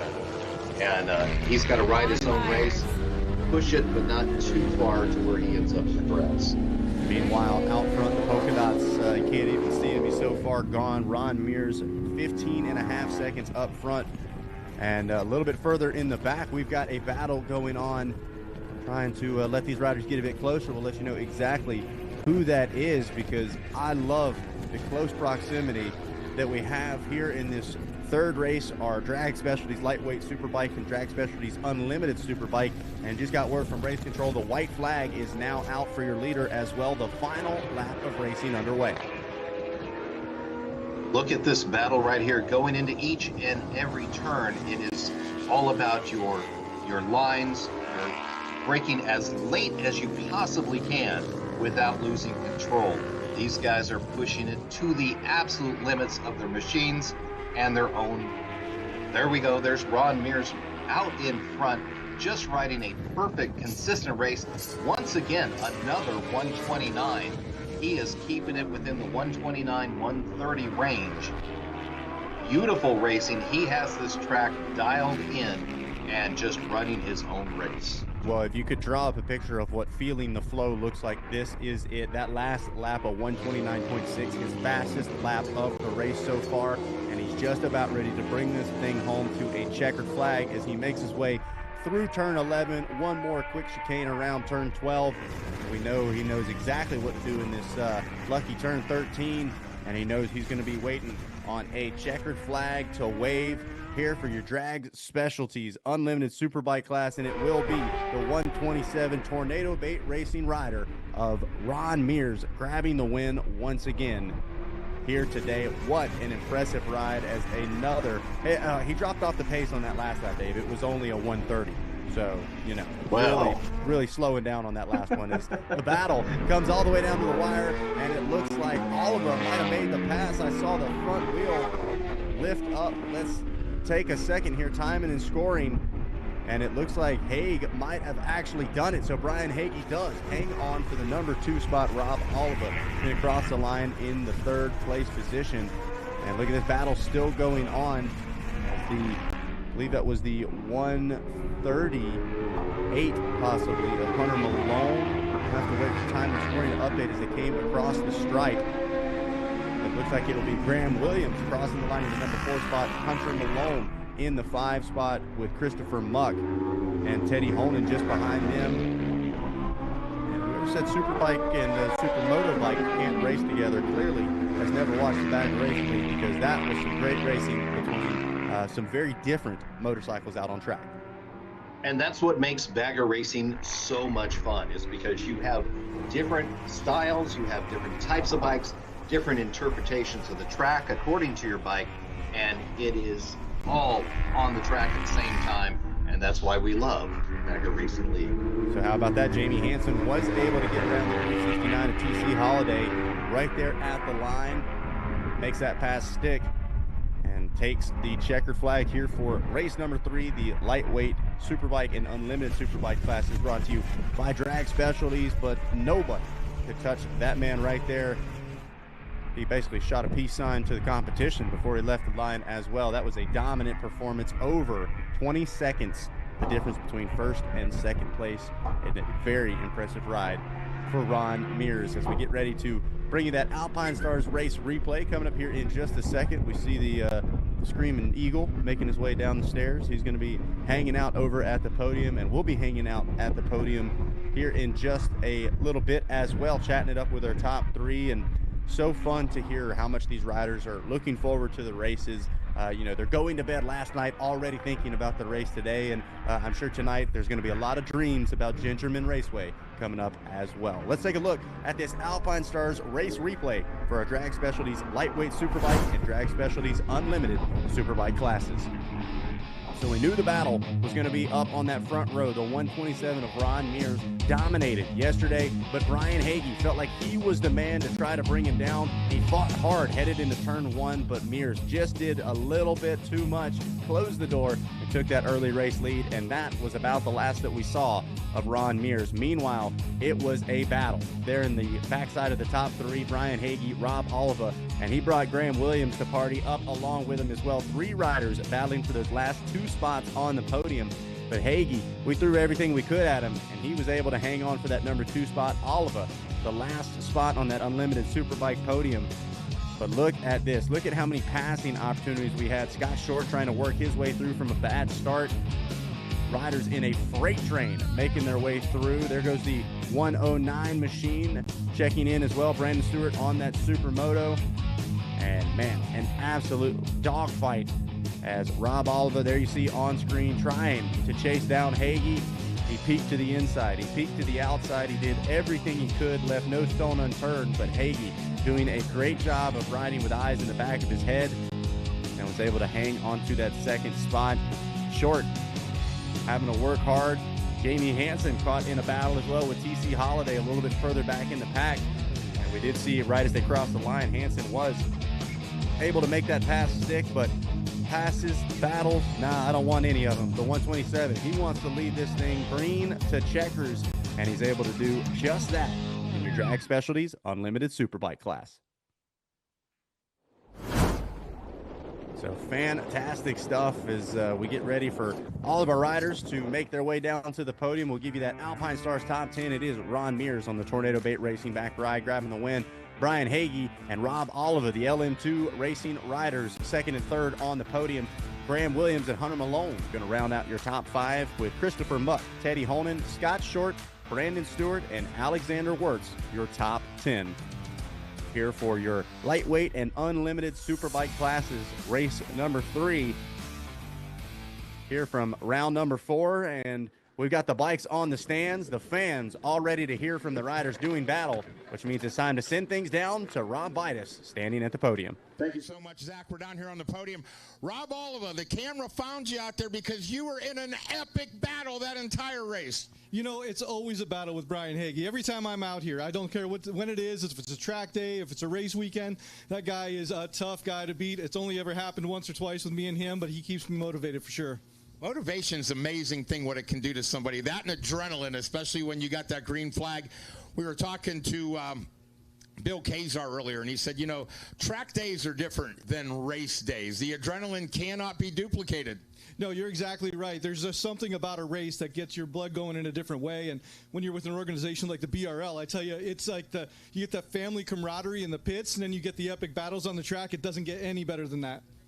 Well, I tell you what, it was a heck of a battle that you guys put on out there. You had the Ducati working wonderfully in and out of all these corners out here.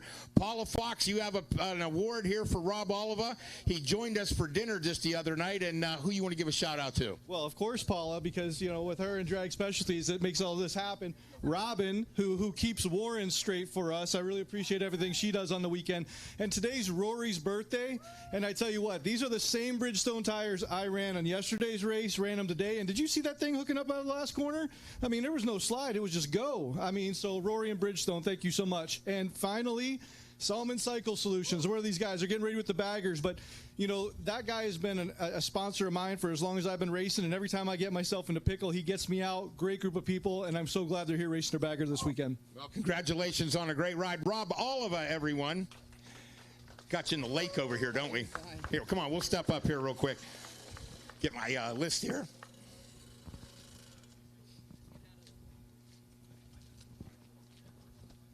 Gosh, you got to flip them upside down and everything. All right, Brian Hagee, you and Rob were going at it. It's got to, you know, you guys known each other a long time, I have to assume. This isn't the first time you guys have squared off. No, he's he's the owner of LM2 Racing, so they've adopted me in the race team this year, and he's kind of taken me under his wing at multiple tracks, and he's a great influence, great battle buddy, and great team owner. You got to have a battle buddy. I haven't heard that one yet. That's a good one. You bet, absolutely. Mears, usually I can stay with Mears, but we have on the backup bike, and we just can't have, we don't have nothing for him. So right now, we're doing the best we can. That's what you had mentioned yesterday, your backup bike. So if you guys and gals are at home when you want to do this, have a backup bike. That way you don't miss out on any of the action. Who helped you get ready? LM2 Racing, Trackside Labs helps with the suspension. They did a great job. The BRL throws the best event of the year, and Premier Tree Professionals is always paying the way. So thank you guys very much. Well, congratulations, and thank you for the kind words. The Grand Marshallette, Paula Fox, has an award for you. Nice job out there, my friend. Thank you. All right, let's move into the middle section. You're a rider coach, and then you started putting like 15 seconds on these guys. I think that was a pretty impressive ride. Thank you very much. Yeah, I wasn't sure. I had somebody giving me signals, and we got crossed up a little bit. I thought they were giving me the sign that someone was close. I was like, well, I'm going to have to keep the heat on. So I was happy to come to the checkered flag and turn around and see that I had a pretty good gap, though. So you did have a nice gap on them. Now, if somebody wanted to take advantage of the Mears experience and come out there and have a rider's coach, how do they do it? You can find me at almost every single Track Addicts event. They've got their own crew, but I do, give advice and some coaching on the side sometimes. So we've heard a lot of people down here mention your expertise, so congratulations and nice work. Paula, let's hand out the #1 award here. This is Ron Mears, everybody, and man, 20.2 second advantage. Nice work. Thank you very much. All right, gentlemen, step up on the podium as we get ready to celebrate yet another podium here at the BRL. And we certainly want to make sure that we get the rest of the group up here. Let's throw it back to the studio as we get ready to re-rack the podium. All right, thanks, Rob. Yeah, great stuff down there from the box. That's the happiest place on the property, the podium. Everybody always having such a great time. And talking about having a great time, these riders, don't get me wrong, they love to race. But if you come to a Bagger Racing League event in person, you'll find that one of the things they maybe love even more is the building process of making these machines. We had the Bagger Racing League bike build-off, a bike show going on out here this weekend, and these are some incredible machines. I'm not just talking about the way they look, the way they run, the amount of effort, the stories behind even just finding the parts that it takes to build these machines is so unique, and it really shows the love and passion that all of our BRL family, not just the racers themselves, but the mechanics, the team members, that they have for motorcycles in general. We've all got a little piece of love for motorcycle racing and motorcycles in our heart, but man, these guys go above and beyond, sourcing these products from all over the world, creating unique custom things as well that nobody else has ever come up with. I mean, Dave, I could sit there for hours tinkering around and looking at those incredible machines. Great bikes there. You saw we start off with a pan head. There was a shovel head out there, a Triumph Cub on the back of that truck. A lot of history in those bikes that we were looking at. Beautiful machines, and it's a great homage to where motorcycle racing has come from and some of the great bikes. There's the pan head right there. You can see the Springer front on that, just beautiful. It's got some knobby tires, old school right there. We've got a scooter. That actually could be a Harley scooter, believe it or not. Triumph Cub right there on the back of that truck. That's a little single cylinder coming from probably about the early 50s, little Hot Wheels. That is a shovel head right there. And just beautiful bikes all the way around. Once again, a great homage to motorcycles of yesterday. Absolutely, so much fun to watch, and so cool to have those set up on display here at the BRL. But right now, let's get ready to send things back down to the podium with Rob Vitus. Well, we're down here with the Picasso of paint down here, the man that keeps all these bikes looking beautiful each and every time they come down here. I'm talking about Scotty Short. You went out there, you put on quite a battle. We have it captured on Forever and Ever and Ever on the broadcast. What a race. Yeah, that was a rough one. The first race, I struggled a little bit getting my head. The track temps kind of messed with me and made me a little uncomfortable. But Rory came up and he's like, "Give it, do it. You got this. Tires are there. Go for it." So big thanks out to Rory. I think you're not the only one that likes to thank him, but I know you have some other folks as well. Yes, my wife, Motorcycle Supply, everybody. This is such a fun event. Such a fun event. Track Addicts Hastings, Dalton, we love you, son. Everybody, this is great. And I got one more thing. Rory, please come up here and accept your birthday cake from Motorcycle Supply and Leroy Enterprises. Cupcakes are the order of the day down here, the entire paddock. They made shirts for him. They brought everybody down here. And here, I'll let you guys all get in here. Let you all come in a row. Obviously, one of the fan favorites and the race favorites is our buddy Rory down here from Bridgestone Tires. And the guys couldn't even contain themselves to get back. So Rory gets to celebrate his birthday down here. Let's move on over here to the second place ride. And that's our buddy over here, Teddy Honan. Teddy, come on down here. TJ, they call you, I think. Is that right? Yeah, Teddy's the preferred. Teddy's a preferred name. I said, congratulations down here. I know that you've been up here twice already today, and it's been a good weekend for you. Oh, yeah, great weekend. Great event. Awesome. Well, we appreciate when we hear that we're having a good event and that you're having a good time. After all, that's 90% of the battles. Have a good time when you're at our races, and what better way to do it than standing down here on the podium? Oh, yeah, definitely. Love this event. Love the track, staff, everybody. Everything's great, man. Please give a shout-out to the crew you want to shout out to. Bill Kaiser with Motorcycle Supply again, my wife, Bree and Tilly, this man over here, Scott with Leroy Enterprises, and, of course, the track staff and you guys at BRL. Thank you. Well, Thank you very much. You got your cupcake in your hand right there. Now you got a trophy in your hand right there for these two as well. So third place right there, second place over here. Paula Fox has got you covered down here. Congratulations. Let's move over to the center step one more time. And Christopher Muck, yesterday you had to take that second. Today you're back on the top step again.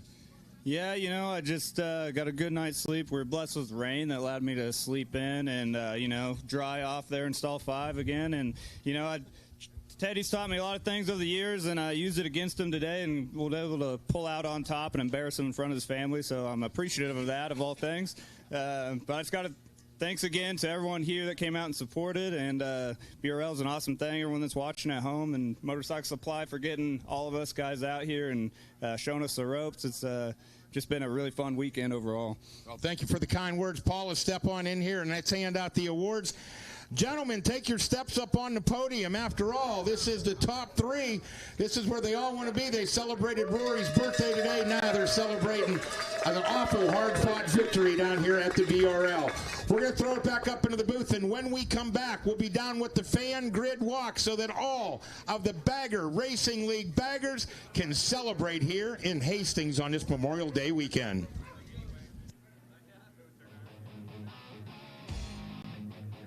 From our sponsors, and when we come back, we'll have our grid walk followed by the final race of the afternoon. It's going to be a ton of fun. Don't go anywhere. We'll be back with more Drag Specialties Battle of the Baggers presented by Memphis Shades.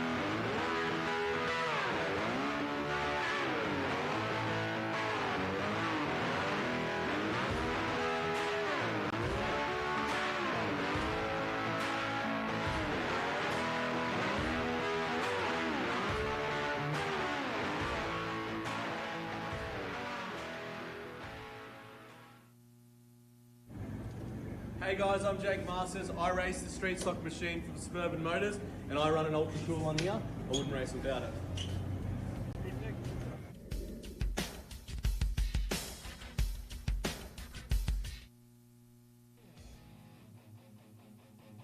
Live coverage of the Bagger Racing League is brought to you by Zippers Performance Products, DP Brakes, and Dunlop. Hello, everybody, and welcome back to round number 4 of the 2025 Drag Specialties Battle of the Baggers presented by Memphis Shades. And a special thank you to our friends at Newcastle Harley-Davidson for bringing you this live broadcast on RacerTV.com. Zach Herron and Dave Dildine. And Dave, it is crazy to think that we're already just about to get set for the final race of the day. Of course, we've got our grid walk coming up next where Rob Bidas is going to talk to each and every one of our riders. But this is one of my favorite parts about a day being at the BRL in person, the grid walk. It allows an opportunity for not only you and me, not only the mechanics and the teams, but the fans to get up close and personal with their favorite riders. They get to check out the bikes closer than they have at any point throughout the weekend. They get to talk to the riders, sign autographs, take some photos. It is so much fun. Hey, let's take a look at who we've got on grid right now. We've got our Andrews Products Bagger GP class, where Drew Jankard is going to try to do battle and take down Cody Gilmore. We've also got our Barnett Clutches and Cables Super Street class, Mike Cordy, Philip Doty, Brendan Foley, who was yesterday's winner, Sean Hoffman, Jake McGuire, Jason Owens, Robert Parker, Nick Solomon, and Carl Schlack in that. That's going to be a full class. And then, of course, you can't forget about the Pirelli Pro Stock class, Clay Braun, Craig Braymiller, Tyler Elliott, Emilio Jimenez, Jake Masters, Tony Salima, Danny Spina, Tony Tucker, and Travis Wers, all getting ready to do battle. But first, they're going to hang out on grid, hang out with the fans, and hang out with our man, Rob Bidas, standing by on the grid.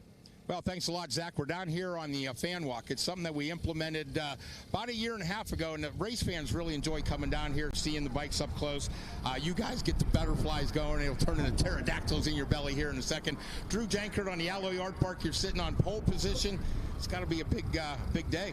Yeah, we're excited. We got some great weather going on. It's a little bit breezy, but no, we're excited. We're feeling confident. Got a few issues worked out on the bike, and we're ready to implement the package that we have here, put it on top of the box. You know, you talk about working things out. These guys tirelessly work night in, night out, just getting everything going. One of these guys is going to go home with the Motion Pro Mechanic of the Day award. It's that crazy. Yeah, absolutely. These guys are dedicated to making sure everything is as good as it can possibly be, and I applaud them for that, because any suggestion or input that I have, they take it seriously, and we work to get the best package possible. Our friend Chris Carter from Motion Pro getting ready to go into the Sturgis Hall of Fame. We know what you're doing out there, my friend. Thanks for putting all these quality tools out there so these bikes remain running each and every time. Best of luck to you. Thank you. Let's slide on over here as we get ready to go. We will get Danny Spina. Danny, come on over here. Danny doing double duty today, came into this event, tied for the points lead. He's currently 3 points back, but that's why we got another race to go today. Hey, Rob, I don't know why you got to bring up a sore subject right off the bat. But, yeah, no, absolutely. You know, got to see the track a little bit earlier on the Pan America. Super excited to get out. Track's dry. You know, let's hope everything holds off so, you know, we can get a clean, good race in today. It's amazing how fast this track did dry out today. We had rain all night long. Woke up this morning, we had the riders meeting, and here we are getting ready to go for the finals, and it's ideal. It is. You know, I'd like to see a little bit more sun, but you know what? We're going to take this. This is definitely better than any kind of precipitation on the track, so definitely happy about that. Well, best of luck to you. He's on the 199 bike here. He's in the Pirelli Pro Stock class. Going to be a factor all afternoon long. Let's grab the Australian here real quick. Sorry, the fans are jumping in the way over here. Everybody wants to be. That's your mate. Okay. Yesterday, you did some amazing work. Then you lost your seat. Then you sat on the frame. Then you couldn't see over the windshield. Then it got crazier. Then you still came home the win. Yeah, it was a crazy race. I was just lucky enough to get a first 3 solid laps in, and then I had to throw the seat off. But I've got it double bolted today, so that won't happen. So I'm pretty excited for this race. So what you're telling everybody at home is if you ever wonder, put 2 bolts in it, and then you'll be good forever. Double screw them things in. Well, best of luck to you today. I know that with the 3 points advantage that you have at this moment, the championship's on the horizon. We'll wrap that up in Las Vegas coming up in September, but we'll leave here. We'll head to Gingerman. There's Mid-Ohio coming up. Then we'll head up to Canada, and then we got Vegas. So you still got a lot of racing to go, but it's always good to have a little cushion. Always good. So much racing, so much learning to do. This Bagger Racing League series is awesome. We get to come here and race with a bunch of good people. I'm excited to get out there and put a show on for the fans. How about our mate that's at home watching on TV after that spill the other day? Yeah. Hope you're all tuning in. It's a little early there, but I know they'll be watching. Best of luck to you. Have a great ride. We're going to move over here to the FDR Federation, and the FDR Federation is my man Clay Braun, FDR in the house, party on a Harley. You've heard about it. Great start, great finish, and here we are. Final race of the weekend, BRL, when we came to Hastings. Yes, sir. We're coming out swinging. You know, I always am. I really don't have an off switch. It's always on, you know, and we got the bike to do it. I'm still learning the bike, but I'm going to give it to somebody. You know, we were just talking to a couple of the other competitors. The track's dried out beautifully today. Obviously, engine temperatures aren't going to be critical. We got a nice little breeze going. This could be the day that I know you like a little inclement weather, but this could be close as we get. Yeah, no, it's beautiful out here. You know, most people have oil coolers on their bikes. I don't, but I'm cool as a cucumber. So you're going to see me out there on the box. There's not enough ozone cool for this guy right here. Clay Braun, have a great day, my friend. Thank you, sir. The FDR team in the house. Let's make our way over to his teammate. He's right over here. Motor Maids are in the house once again over there. Tony Salima, great ride yesterday, my friend. Strong work over here at the Shark Claw, the FDR crew, and man, it's so nice to have you back in action today. Thanks, Rob. Thanks for having us out here, and thanks for everybody coming out and enjoying this great day with us out here with the Bagger Racing League. Well, you know, you talk about coming out here. Your whole entire team, you guys travel like the military when you guys show up. Oh man, we're just trying. We're looking at people in front of us and before us, and we're just trying to do our best out here and have some fun. You know what I mean? When it comes to Harley racing, I don't know if there's anybody before you other than some Sportster guys and some Buell guys. You're the one that started showing all the road racing community that these things are ultra competitive, and it's great to have you with us. Thanks, brother. It wouldn't be possible without all these guys out here on the motorcycles. It wouldn't be possible without you. And seeing this awesome thing that we got and putting this all together. I just want to thank all the fans at home, my wife, Jessica, Miles, Bella, Bryce, and Mason. I love you guys, and we'll see you guys pretty soon. Tony Salima looking to land on the podium today. We're going to make our slide over here right now. The number 96 machine. Travis, come on up here, buddy. Got grip tape on the seat. We got the knee pucks over here. We got the Pirelli Pro Stock. How you doing? Doing good. We had a little crash on Superbike yesterday. Gave a little too many beans. So just in my head in the race for the Pro Stock, but got some good sleep, good snacks. I'm ready to crank the hog. You know, you talk about getting some good rest. You come to the race, man, it's hard to turn off the adrenaline when you get here. It's in the pits, everybody's bench racing, rehashing everything that went down, and then you got to get to bed, wake up in the morning, you hear the pitter-patter of raindrops, and now all of a sudden we got a beautiful afternoon this Memorial Day weekend. It's definitely hard to calm down, so sometimes I think you just got to breathe. I don't know. I haven't figured it out yet. Well, you're working really hard at making it happen. Congratulations on putting in some fine work so far this weekend. Thank you very much. I appreciate it. We're excited. All right, let's keep moving along here. Emilio, get up here. So Emilio was over there sitting on the fence just a second ago, resting, chilling, relaxing, not concerned with too much, and bringing that calm demeanor out here, if you will. Yeah, you got that right. It's what you want to do, be in a good mindset and just have fun out there, know that we're all going to be safe, and just go out there and ride, right? You know, you talk about being safe, and obviously the safety marshals and crew around here do a great job of keeping us all safe. So we'll make sure we give them a shout out and a big thank you. But I wanted to let you know that everybody back in Buffalo area is keeping their eye on you. Oh yeah, everybody seems to be watching it quite a bit now. I mean, the last 2 days I've been getting a lot of messages saying, oh my God, we've seen you on TV and everything. It's so cool. So really glad to see everybody watching back from home, and we're all the way over here in Nebraska having a good time. So. Well, we watched you in Adventure Cross. They had that on the broadcast a little bit earlier, so good luck. And then in Gingerman, tell them to bring those Adventure Cross bikes out here. Yeah, everybody who has a venture bike of any kind, make your way out to Gingerman because it's going to be a blast. I'm definitely bringing my Tenere there, and I'm going to do it again. Put better tires on it this time, though. Well, there you go. Keep your eye right over here. Emilio's ready to go. Craig Braymiller. All right, man, slide in here. Just get ready because here's where we're at, folks. The Pirelli Pro Stock class is one of the biggest classes in all of bagger racing, and you're going to have your work cut out for you. You got to get through the bagger GP guys. It's going to be a good one. Yeah, looking to just hang on to those guys for a bit. They're flying out there. The Suburban guys they're moving. You know, you talk about what's going on with the world right now as we continue to see the numbers grow. A couple years ago, we'd have 6 or 8, 10. Now we're sitting at 21 baggers on the grid. It's great to see. I've been at it since 2022 in Utah. We started actually on Travis's bike that he's riding. And watching it grow and progress, and just the level of progression is quite astonishing. It's been really impressive. Well, it's awful impressive to have you out here, and best of luck to you. Thank you very much. All right, let's slide over to the next guy on the list here. He got his whole crew around here. He's holding court over here, if you will. Slide on up in here. We talked about it yesterday. One of the few street glides in competition over here. And we talked, you were out here obviously testing a little bit. But, man, when you come here on race day, guys getting in the race direction, it's getting good. Yeah, we got to represent the old Batwing fairing. I didn't want to go to road glide like everyone else. Got to be different. So stand out. Come here and test, get faster all the time. Got to beat a bunch of these new guys. Yeah, well, they want to make sure that they know what the master has been up to. You know, one of the elder members of the class. Yeah, been here since the very first race. I really enjoy this. This is a lot of fun. If you think you want to get out on a track, come out and do it. Join us. We'll welcome you. Well, that's the way to do it, folks. He got an open invitation to come on out. Have some fun out there, my friend. All right, we're going to keep sliding back.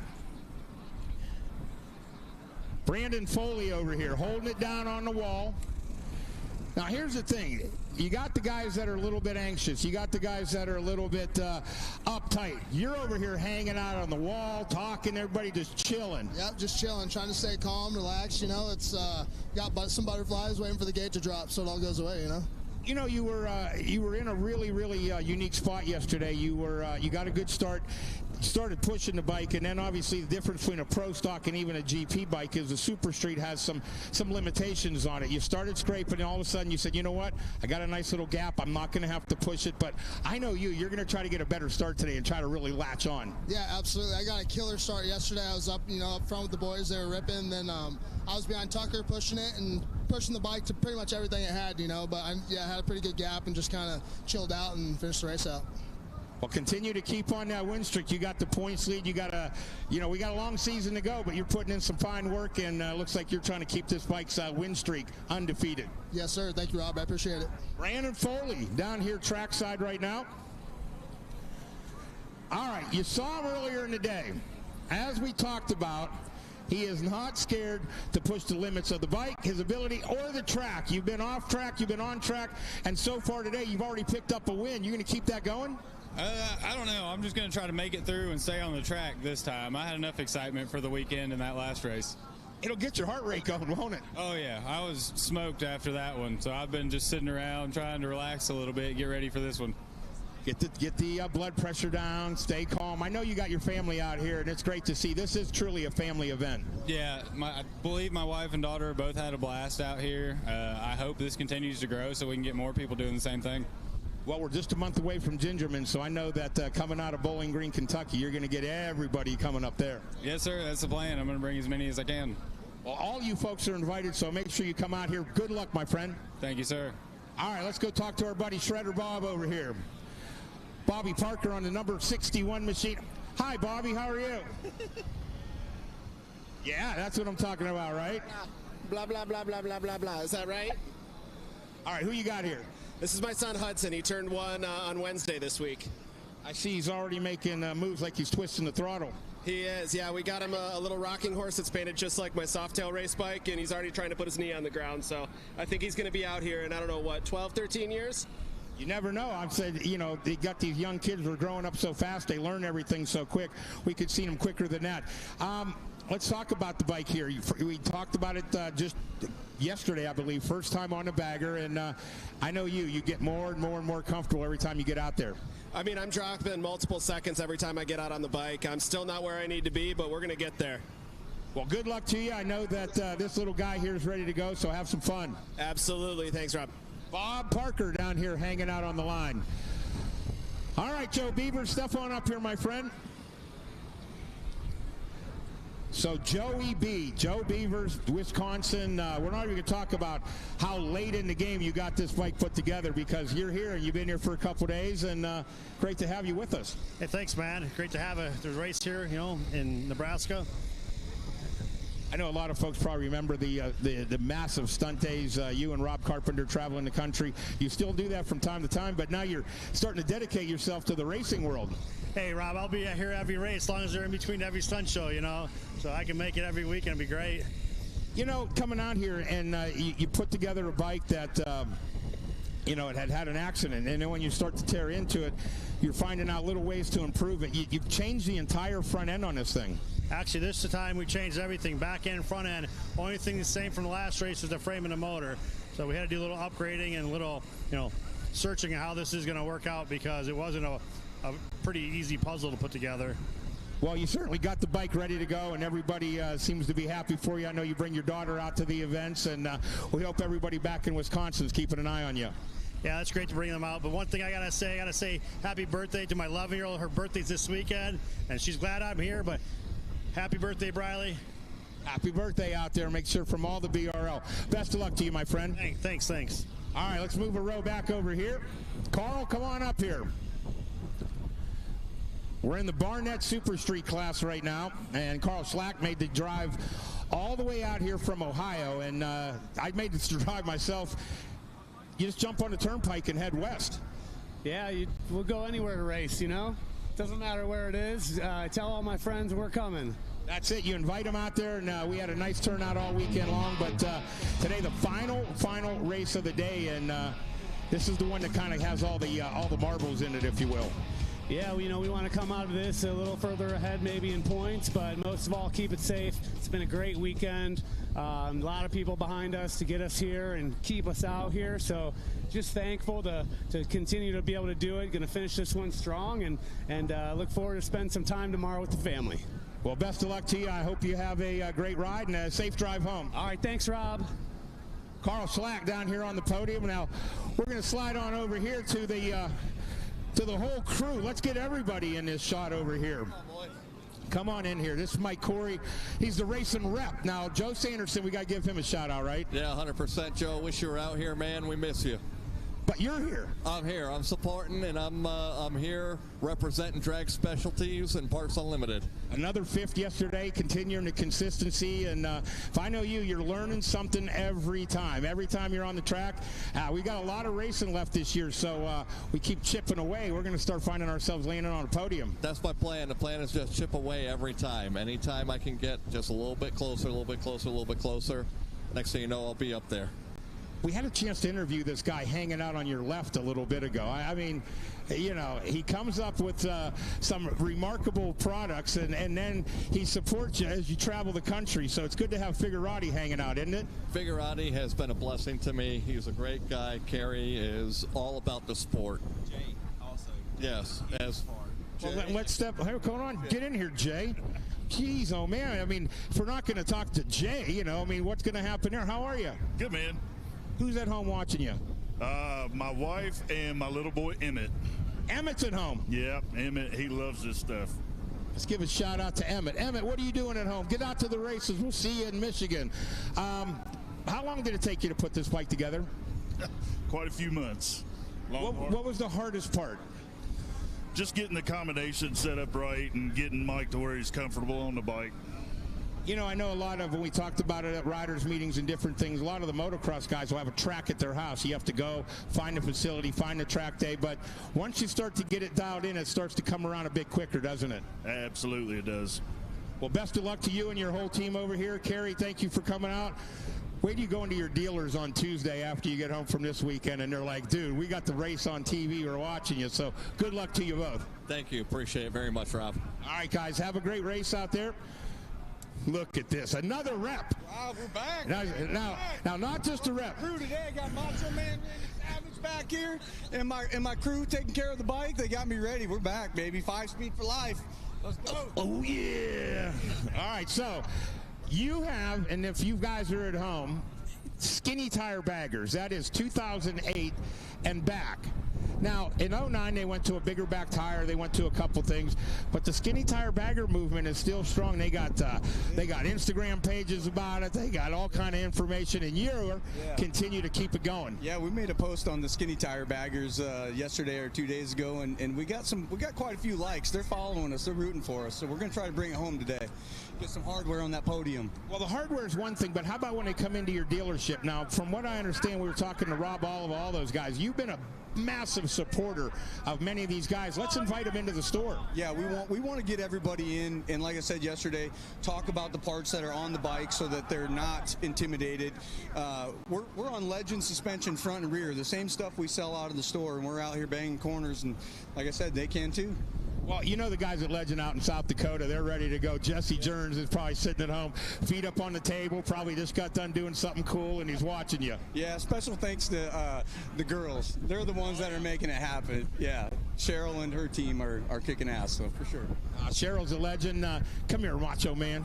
Give me a, oh yeah, 5-speed or die. So we're down here on the podium, and these guys are having a good time. Macho Man, you have a good day. Let's make our way back to the final row here. Chase, this man's part of the entire Tucker Speed Shop. Where's Tony at right now? Tony's up there. They're fixing his bike. They found the problem. It looked like an intake seal leak, and so they're trying to get it back together. Thrashing is what it's all about. And these guys start, you hear about it when it used to be the custom bike builder shows. They were thrashing to get their paint job done, not replace parts on the motor so they could come out and beat the thing to within inches of its existence. Yeah, I mean, no doubt. I mean, I had that the top end go out of Chuckwalla, and then within 3 hours, I mean, we swapped top ends. I got back out there and was able to, run the race on Saturday, Sunday as well. So, I mean, man, that's what we do. It's our passion. We love wrenching them. We love riding them. And we do what we can to stay on track. Well, best of luck to you. Hey, I tell you what, let's take a walk over here. We don't have that far to go. Let's go see if we could find Tony. Come on with us over here. Well, first of all, before we go, let's grab Jeff. Hey, Jeff, thanks for having us out here. Rob, the BRL is just an incredible show. We're love to have you guys here at MPH here in Hastings, Nebraska. And for the rest of you, why aren't you here? This is the best motorcycle racing program out there. Can't wait to have you back next year. Now, what about our friend the mayor? He came out here yesterday. He was going to hang out for about 30 minutes, and the guy ended up being here handing out awards for over 3 hours. Bagger Racing League opened the mayor's eyes to what Motorsports Park Hastings and what modern motorsports is. Having him out here, he was just blown away. So thank you for getting him out there, handing out the trophies there in the winner's circle. He really enjoyed himself. Look at the eagle back here behind us over here on Memorial Day. Got to have a ham out here, celebrate Memorial Day. What best way of having Grant the Eagle out here, who's our flagger for the weekend. So great to have him out here as well. All right, Grant the Eagle, we're going to make our way over. Let's go find out if we could find Tony Tucker. Come on with me, everybody. Let's go find if we could find last year's host. I think I might have heard the bike come to life. I think I may have heard it come to life. Let's see. We're going to wait here for him, and we'll see if he emerges around the corner. There's Mrs. Tucker. She's right there. He has his own media crew that travels with him. That's that guy. And we're going to see if we get the bike coming around the corner. And I know Dave Hagar, our tech director, he keeps his eyes on all the activity over there. He must have just given him the go-ahead signal. We hear the bike coming. And what we're doing now is we're on Hot Pit Road. We're not on the track yet, so he'll be able to take his grid spot as he comes around. Let's wait for his arrival. I did hear the bike start, and we're waiting. Tony, come on over, my friend. Tony, come join me if he gets this bike going. Tony. It's like you didn't recognize me anymore. When he goes into racer mode from broadcast one, is the bike running? Bike's running. All right, what do we got to do to get that thing on the grid? Tell us to go, and let's go. All right, let's get that thing over here on the grid.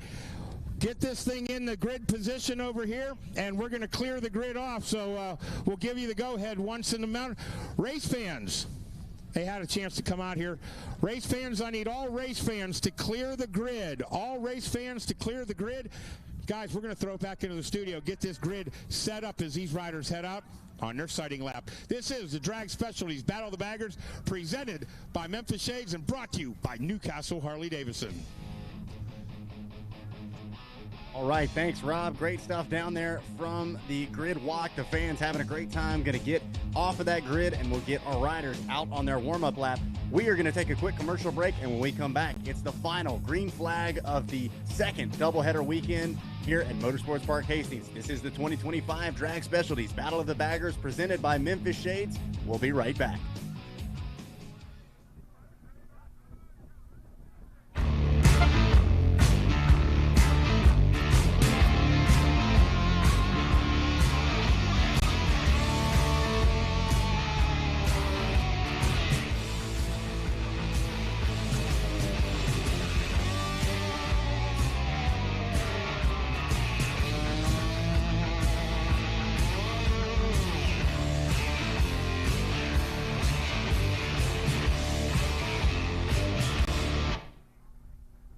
Make your mark with Memphis Shades, designed by riders, for riders, and handcrafted in the heart of Tennessee. From raw materials to the open road, our windshields and fairings deliver the quality, protection, and comfort every rider deserves. Whether it's cross-country or weekend rides, Memphis Shades lets you ride longer, look better, and enjoy every mile. Visit memphisshades.com/BRL to check out our full lineup and upgrade your ride today. Memphis Shades, style that works. Welcome to Hog Halters. We're here in Dahlonega, Georgia, manufacturer of American V-twin performance motorcycle parts. Been in business 25 years, got a 25,000 square foot facility. We pride ourselves in design and manufacture right here at Made in USA. We're your one-stop shop for customization and performance builds. You can find us on the web, www.hoghalters.com. Lots of our parts are distributed by Drag Specialties and dealers nationwide, and we're distributed worldwide. Hog Halters, we're proud to be a partner with the Bagger Racing League.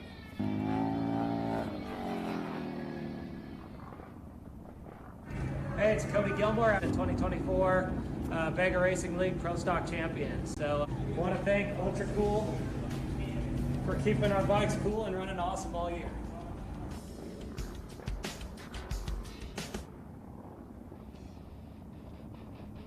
Live coverage of the Bagger Racing League is brought to you by Drag Specialties, Memphis Shades, Rock Speed FX. Hello, everybody, and welcome back to round number 4 of the 2025 Drag Specialties Battle of the Baggers presented by Memphis Shades. And this broadcast brought to you by our friends over at Newcastle Harley-Davidson. Big thank you to all of those guys. Zach Heron alongside Hollywood Dave Dildine for our final race of the afternoon. Our Andrews Performance Products Bagger GP class, our Barnett Clutches and Cables Super Street Bagger class, and our Pirelli Pro Stock. This is arguably the main event of the weekend here, Dave. This is some of the biggest names, some of the most impressive machines, and some of the best racing that we'll see all weekend long. This is what we've been waiting for. Looking forward to everybody being on the track. And a final surprise, our friend Tony Tucker back on the grid. It's going to be great seeing him out there, seeing what he can do with his bike. It's going to be amazing.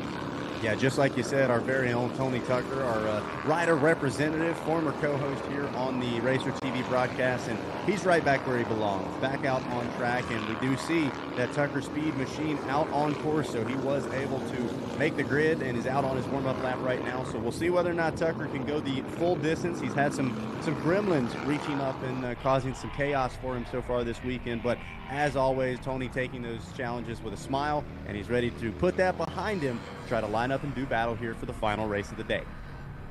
You know, once he puts that visor down, it's going to be all business. He is going to be ready to go. That smile is going to turn into a very determined look as soon as he's ready to go. And just like we talked about yesterday, we had our rider go down, and then we had to do a red flag and do a restart, similar to that in the sense of that short memory you talked about yesterday, Dave. These riders having to take those mechanical gremlins, anything like that, put them behind them, forget about them, box them up, throw them in the closet, don't acknowledge them anymore.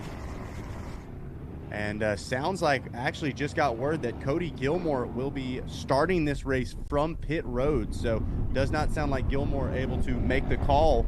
And so he'll be starting this race from pit road, which is extremely interesting because if you remember, Gilmore got our Andrews Performance Products Bagger GP win yesterday. And looking like that might have, yeah, I was, all right. So getting some conflicting information there. So we see Gilmore pulling up now to the grid. That makes a little bit more sense to me, Dave.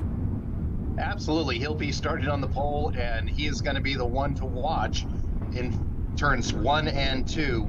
He's going to try to get a fast start and put some distance between him and the field.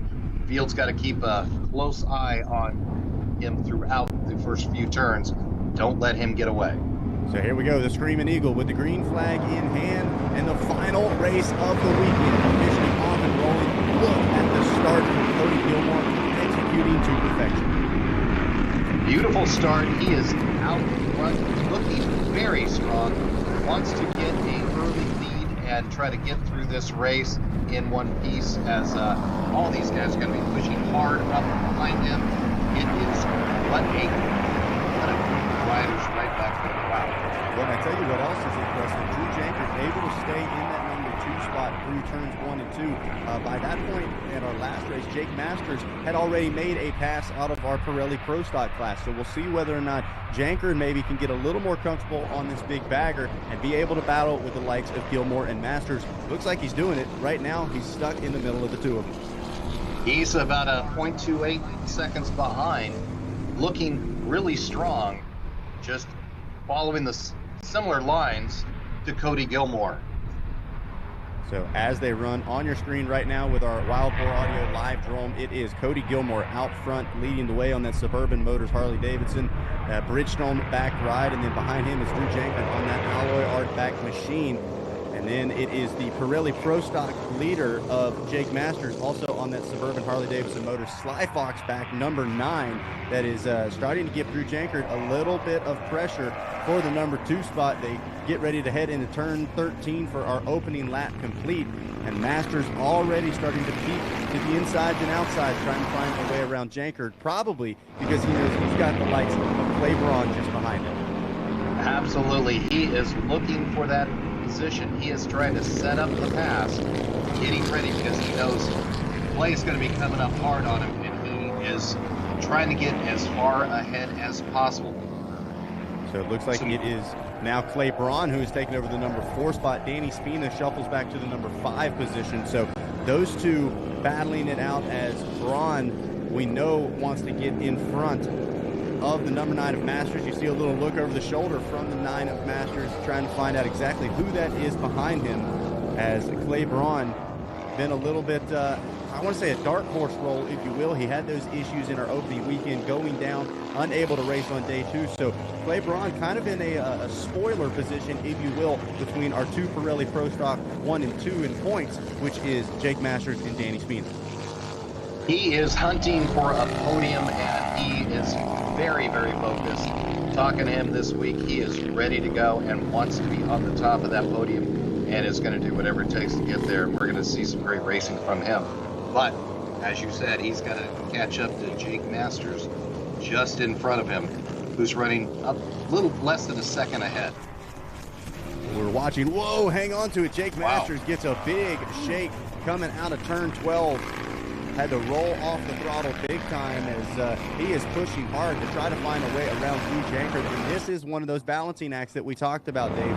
Not in the same class, Drew and Jake, but how hard do you push to try to physically get in front of that rider, especially when you know that the competition in your class is right behind you. But wait a second, look at this. Clay Braun and Danny Spina almost touching as they make their way through turn 1. Looks like Braun able to hang on to it as they exit turn 2.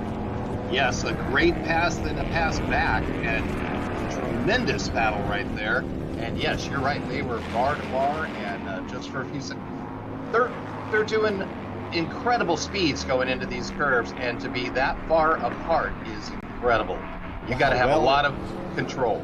Yeah, well over 120 miles an hour making their way through turns 3 into 4. And Danny Spina at about $1.25 makes the pass happen. He's on that National City Harley Davidson Moto detailed back ride. He's been fired up, and man, that opening weekend, we really saw a new sense of belonging from Danny Spina. He feels like he's got great backing. He's got a great machine underneath him, and he's got what he needs physically as far as the rider himself to put it on the top step of the podium. He doesn't just want to finish in the number 2 spot. He wants to go chase after Jake Masters. But look at that. It looked like Clay Braun actually cut it back underneath him, and Braun makes the pass back once again. So the battle on screen you're watching is between 2 and 3, which is Drew Jenkins and Jake Masters. And then, whoa, and a big get off for Clay Braun, I think, once again. Oh, in that same turn 12. Oh, man, that was a horrendous crash as Braun high-sided up and over that machine, and he got spit onto the ground hard. Wow, that was horrific. Just lost it. He was pushing it to the limit and just a little bit beyond. Oh, I hope he's okay. He was laying down, trying to get his senses back with him. What a shame to have that. We were having a battle there with Danny Spina. Man, they were going back and forth, and we knew turn 12 was one of those tricky corners. 11 sets up 13, as it does look like the red flag going to come out for this one. Not only Clay going down, but debris out on the track as well. So safety the top priority here in the Bagger Racing League. So the red flag going to come out. The rider's going to cease racing immediately, and our staff and safety crew going to get out to Clay Braun as soon as possible, and hopefully the 951 physically going to be all right after what was a nasty crash there in turn 12. And keep in mind, after Chuck Waller, they had taken that bike down to the frame and actually put a new suspension on it that raised it 3 inches for Hastings, and totally redid the bike.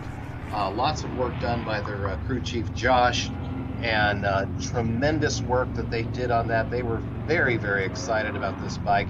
It just had instant power at all speeds, and really, really sad for that to come about. Well, let's take a look at exactly what happened for the 951 of Clay Braun. Watch in the center of your screen. That back end starts to step out, Dave, and when it finally did hook up, it was a little bit too far. A high side. In the air goes Clay Braun and quickly found that MPH asphalt shortly after. We did see some staff walking their way up to Clay Braun. It looked like he was holding that right arm. We know he damaged his hand and finger in his crash at our opening weekend as well. So Braun, I know he said he was pretty close to 100%, but got to think still a little beaten and bruised up from that opening weekend crash. Now finds himself on the ground once again. Yes, and as we mentioned, still kind of getting used to this new setup on the bike. Just had great speed with this, but little too much at the moment. Just lost a little bit of traction. Like you said, when it did hook back up, there was no stopping what it was about to do. Well, and the two of those guys looks like we've actually got another view of this crash we can show you. That was one of the closest battles that we've seen all day long. As look at that, the back end steps out and then Braun just gets ejected off of the bike. Beautiful work from our AG video camera crew here, maintaining that shot as Braun. I mean, there's nothing that you can do. I know I come from an off-road racing background, but when that back end steps out and it finally catches, if it's deciding to high side you, you're pretty much just along for the ride. You absolutely are, and there really is absolutely nothing you can do, and all that you're doing is hoping you find a soft place to land. Man, so unfortunate there for Clay Braun after such an exciting weekend here. Glad to have him back, and he's one of the personalities of the sport. I know even chatting with Tony Tucker last year in the booth, that's one of his family's favorite riders to cheer for. He just kind of embodies the lightheartedness of racing that also is a serious racer when he gets on the grid. So we're going to get our riders back lined up on the grid. The team's going to get everything shuffled back, and then we'll get back to racing here shortly. Let's take a look at some of the other things that we've had going on this weekend. Like we talked about a little bit, that BRL biker build-off going on.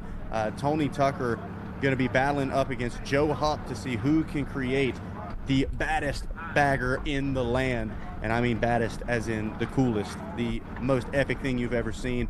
And I think Tony Tucker, I'm not placing bets here, Dave, but I'm betting on our man Tony Tucker. Hey, let's toss it down to Rob Bitus with our BRL biker build-off.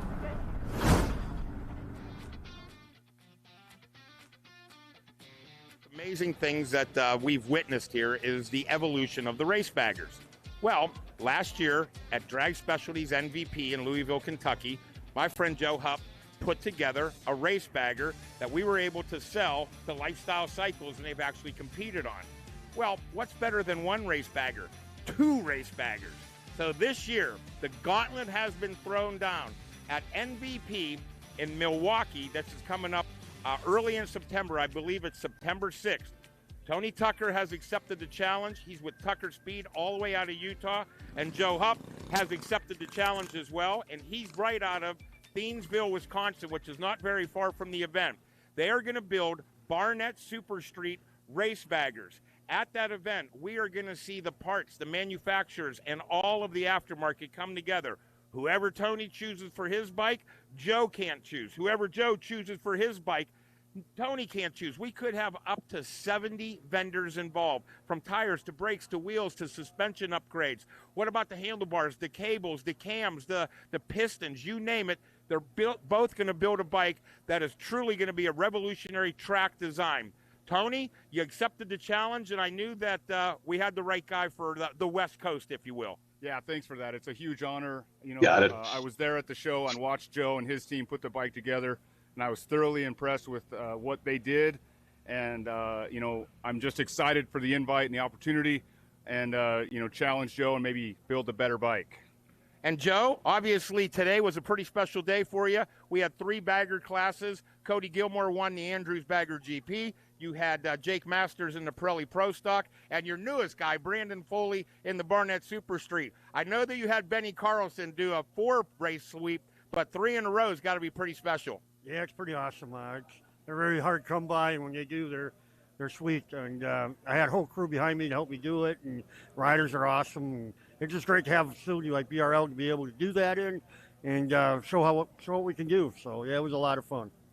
Well, I want to invite all you vendors out there. If you want to participate in it this year, do you want Team Tony? Do you want Team Joe? Do you want to be part of the action? Do you want to see how this sport can continue to grow as we had over 20 baggers on the starting line today?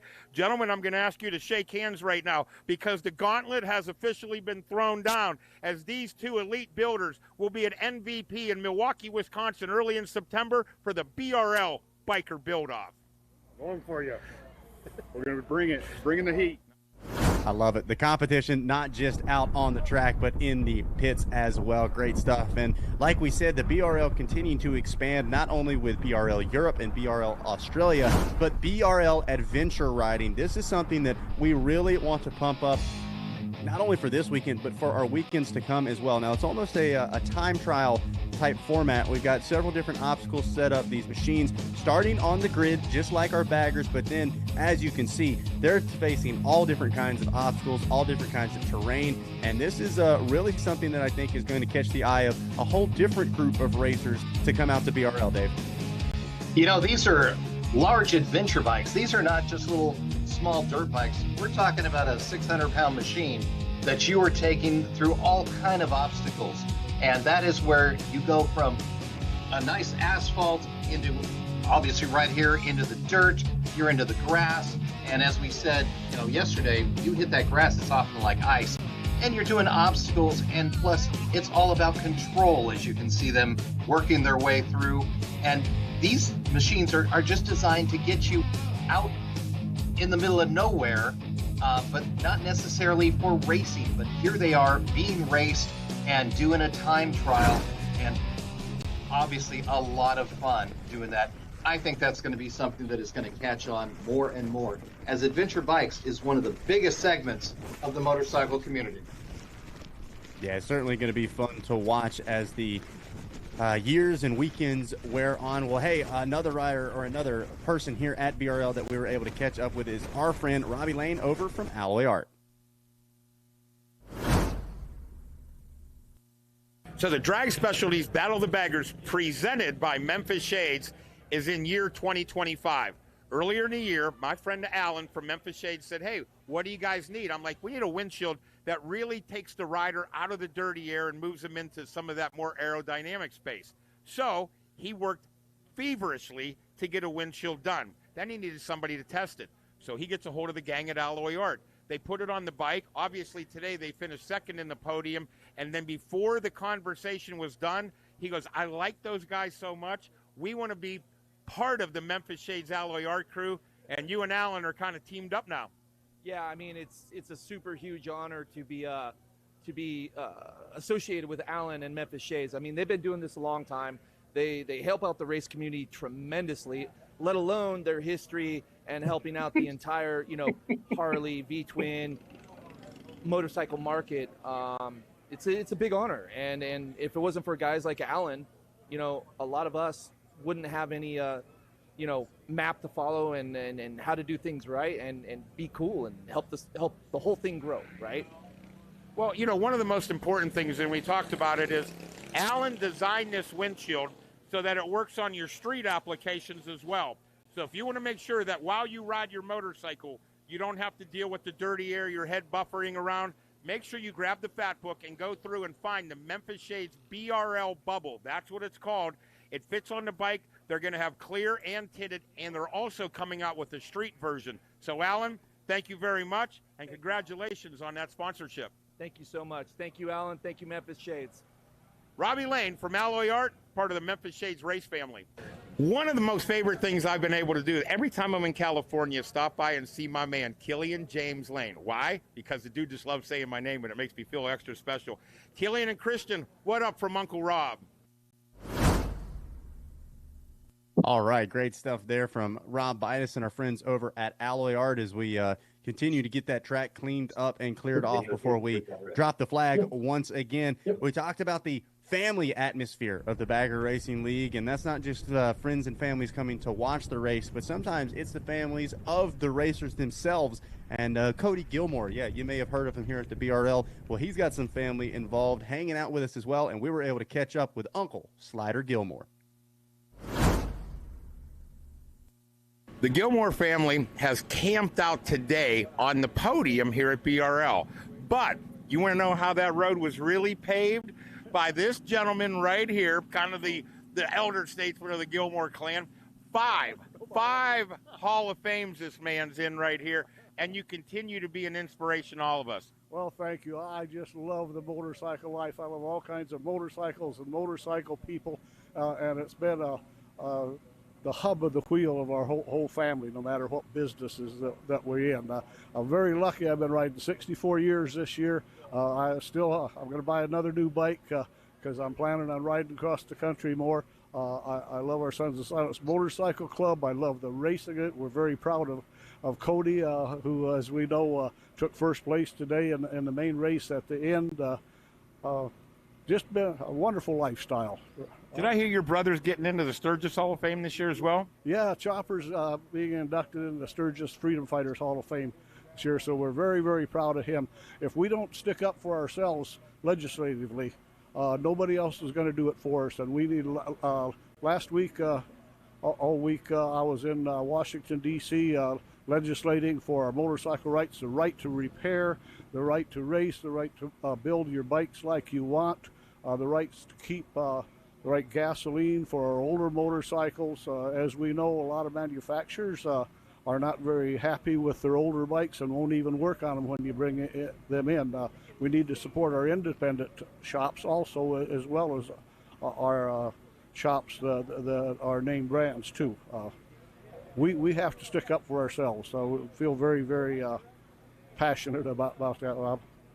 The Gilmore name is synonymous with passion and with the BRL, and we couldn't be more proud to have you join us. Thank you very much, my friend. I'm honored to be here today. Thanks for having us. All right, I love it. Great stuff there from the Gilmore family. All right, getting the last little bit of carnage cleaned up, and we'll be just about ready to drop that green flag after a quick commercial break to catch up with our sponsors. Once again, this is the 2025 Drag Specialties Battle of the Baggers presented by Memphis Shades. And again, a special thank you to Newcastle Harley-Davidson for bringing you this live broadcast. We'll be right back. Harley M8 racers win with Burns Stainless. Their no-holds-barred exhaust systems are built for one thing, power. With smooth inlets and stepped pipes engineered to keep exhaust velocity high, they squeeze every ounce of torque out of your motor. Their iconic 2-in-1 collector feeds into a reverse cone megaphone for that signature growl and performance edge. Drag strip or road course, Burns Stainless delivers. Get yours at burnsstainless.com.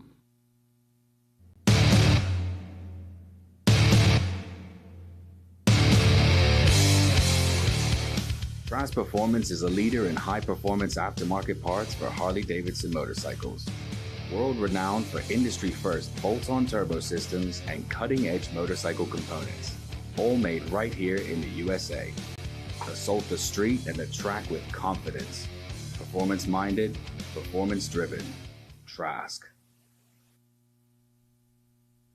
Lifestyle Cycles Online Megastore has everything you're looking for. A complete online catalog of Harley parts and accessories to customize your ride. Smooth out your ride with a new Saddlemen seat. They're not called road sofas for nothing. Improve your look with a Clockworks flare windscreen. Fits for all makes and models. Add a new helmet to your collection with our closeout sale on selected Simpson, Senna, and Bell helmets. And improve your Harley's performance with top-of-the-line aftermarket engine upgrades and parts from Fueling and S&S Cycles. Simple to use and easy to order from. Order today and receive free shipping on orders over $50. Lifestyle Cycles Online Megastore has everything you're looking for.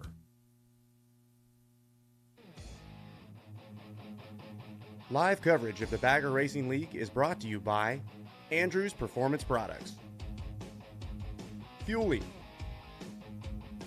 Pirelli Tires, Hello, everybody, and welcome back to round 4 of the 2025 Drag Specialties Battle of the Baggers, presented by Memphis Shades, and this broadcast brought to you by our friends at Newcastle Harley-Davidson.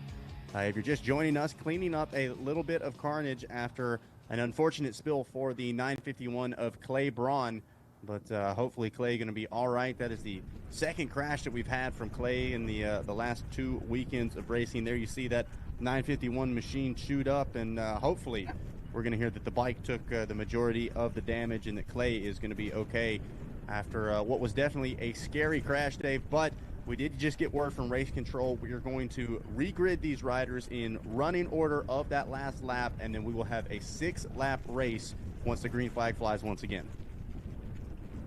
Once again, it should be a fantastic race. Cody Gilmore had been quite a bit out in front, and he was running a 1:31 as we stopped, which is actually just 2 seconds behind one of the super bikes that we had just earlier today. So running some great times, and once they start back up, we're going to see some great races. These guys are going to be right back at it, and we're going to see some incredible battles as we did just before this unfortunate crash.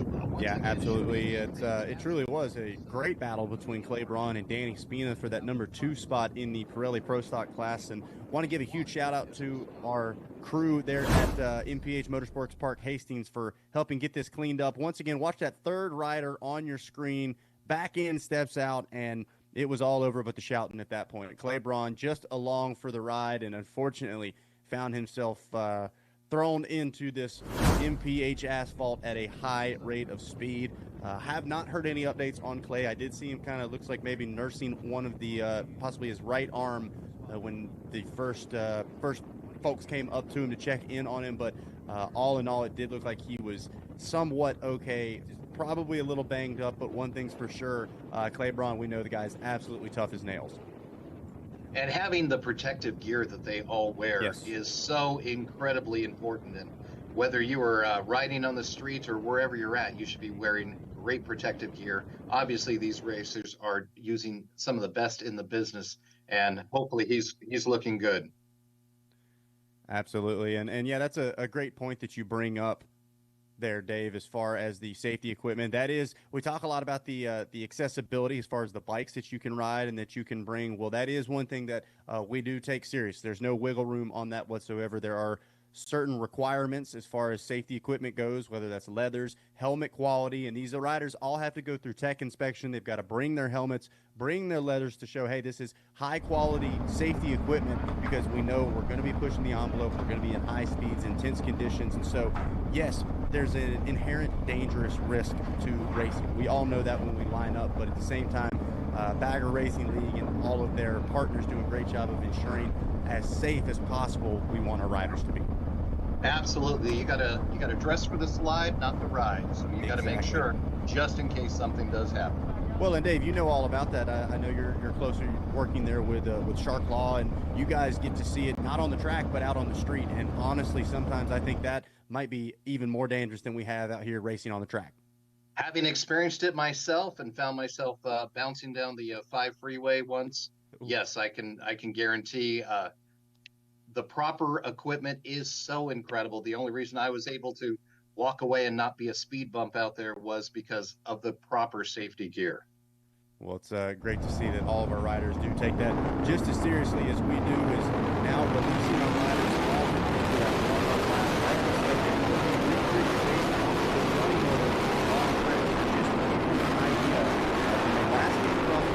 Cody Gilmore was out for Luke Jankert in the number 2 spot. Jake Masters in the number 3 spot.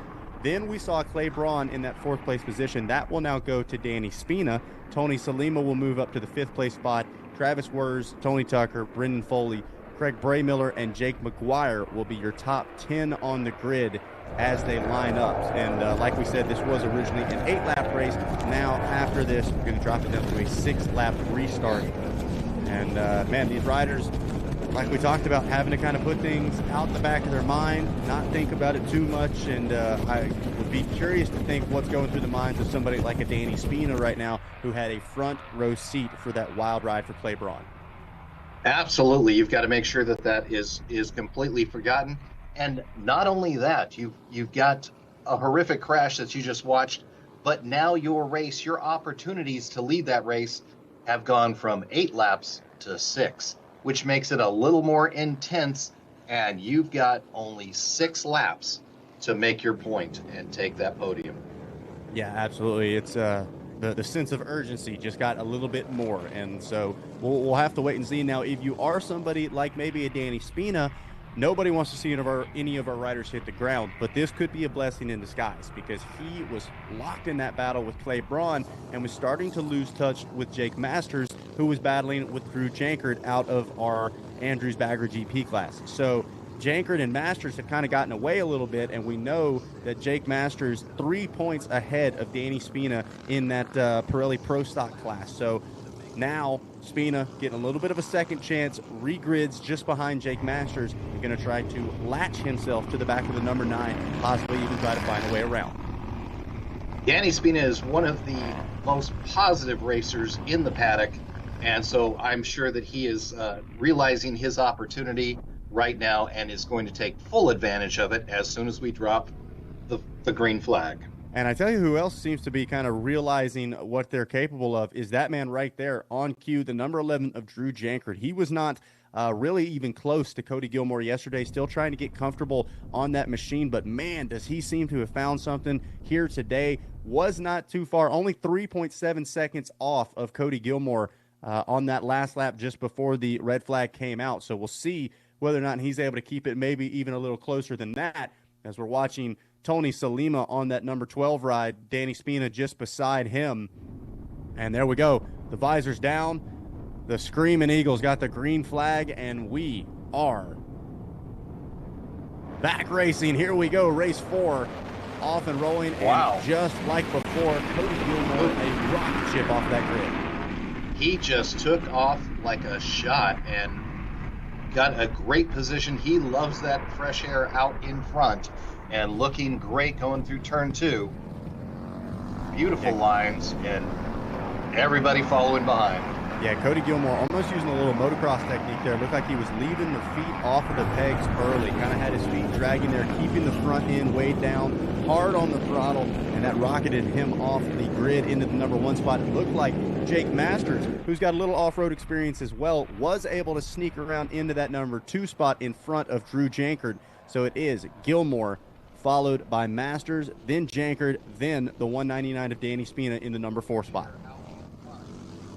Looking good coming through these turns. They are trying to set up the person in front of them with the pass. You can see each one taking their own separate lines, coming down close to the edges right there on those turns, just trying to keep Cody Gilmore in sight. Yeah, watching right now, Gilmore already trying to set free from the pack. Meanwhile, Drew Jankard applying the pressure to Jake Masters, and these two were wheel to wheel for the entire race before that red flag came out. They were in a fight just as close as Clay Braun and Danny Spina, but now, look at this. Oh, Jankard tries to force the issue up the inside. We know how technical that turn 13 is. So he showed him a wheel, but wasn't quite able to get the drive coming out of that corner. Meanwhile, Danny Spina, once again, he's got the popcorn and drink. He's got a front row ticket to the show for the number 2 position right now. Looking really good coming through that turn. That turn 13 is a very difficult place to try to actually make a pass. Almost was able to do it, but just couldn't pull it off. So back down the backstretch they go once again, out of turn 2 through 3 and headed into that far side of the track, turn 4, where the riders really hard on those brakes. You can see a perfect example right there is Jankard able to leave off the brakes just a bit longer than Jake Masters and close right back up to the rear wheel. So Jankard, again, these two riders not in the same class, the 99 out of that Andrews Bagger GP class and the number 9 out of the Pirelli Pro Stock class, but nonetheless, they're battling physically on the track. And that's a great motivation, especially if you know you're ahead of the class and the guy in front of you is in a different class. You want to be able to stay as close and beat him if you can, just out of racer motivation. And it's important to do that. You want to make sure if you're able to stay with somebody in a higher class, you know you're probably beating everybody else in your own. Well, and just like you talked about earlier, this is kind of the next step as far as racing with classes above you, watching possibly Tony Tucker and Brendan Foley go at it. So the number 29 of Brendan Foley, he is on Jake Masters' undefeated bike from last year in our Barnett Super Street class. He's doing some battle with Tony Tucker right now. But like you said, the next step is going to be to that Pirelli Pro Stock class where we currently find Jake Masters in the number 1 spot. He's chasing after what would be the next step for him, the Andrews Bagger GP class, and chasing Cody Gilmore. So like the next 3 levels for these guys are all out on track right now, when even if you're winning, you can still be learning and getting better. And it helps you to judge when it is right to actually jump to the next level. And so you kind of get a feel of how you are riding according to other people in the next class up. It's a great opportunity to see where you are as a rider. That's very important. Absolutely, as Masters has been able to shake Drew Janker just a little bit as far as pressure goes, so not having to protect those lines quite as much, not glancing over the shoulders for the moment as we watch the number 9 of Jake Masters, the Australian, going to be bringing the BRL down under later this year for BRL Australia. And man, talk about another rider that has really just seemed to fall in love with the process of becoming a better BRL racer. Masters putting on a master class right now, no pun intended, in that Pirelli Pro Stock class. He is looking very, very smooth, and one of the most personal guys in the paddock. Everybody loves him. He is a crowd favorite, and he is the perfect ambassador to take it down to BRL in Australia. Yeah, we are so lucky to have such good ambassadors of the sport. I know you talked about that yesterday, Dave. These athletes, they take it serious. They know they have a responsibility much more than just to perform on the track. They're a representation of the series, of their sponsors off the track. And whether you're talking about Cody Gilmore, Jake Masters, Clay Braun, whether you're talking about Brendan Foley, all of these guys do such a great job of showing you, yes, this is an intense sport. We're putting in a lot of time, effort, work, finances, but this is also a ton of fun, and it's a welcoming environment for new racers to come and try it out. It's not just about individual achievement, it is about the betterment of the league and sharing this with more and more people and getting more people involved, because that is just what not only makes the sport grow, but it makes it more fun. And as we are all a part of the evolution of this league, it is a responsibility for all of us to put its best foot forward and to show what Bagger Racing League truly is, and amazing as what it's going to become. Absolutely, yeah. Taking a look on your screen just behind the number 8 of Carl Schlack, looks like that's Emilio Jimenez, Jake McGuire, and Travis Wurz going at it for the Super Street Bagger class, our Barnett Clutches and Cables Super Street class. And these guys, wheel to wheel to wheel, like we said, maybe a little further back in the pack physically, but they are racing for the top of the podium there in that Super Street class. And peeking to the inside, we saw McGuire get a little off-road excursion earlier in the day today. It looks like he's got some things figured out as he is putting the pressure on Emilio Jimenez just in front of him. He really is, and he is trying to take the outside there, just, got cut off. Yep, Jimenez closes the door. Back down. Yes, he did. Sounds like right they will again be on the outside. White flag the next time around, so Jimenez takes a little look over the shoulder, sees McGuire there. Oh, look at this. McGuire now got the inside here through turn 11, going to fade in turn 12. Oh, man, we see how hard these guys are pushing in turn 12 right there where Clay Braun went down. And a little look over the shoulder. Take a look at this. That might actually be Wurz making a pass up the inside. So McGuire thought he was making a pass, wound up getting past as they make their way to the white flag. Truly incredible racing there.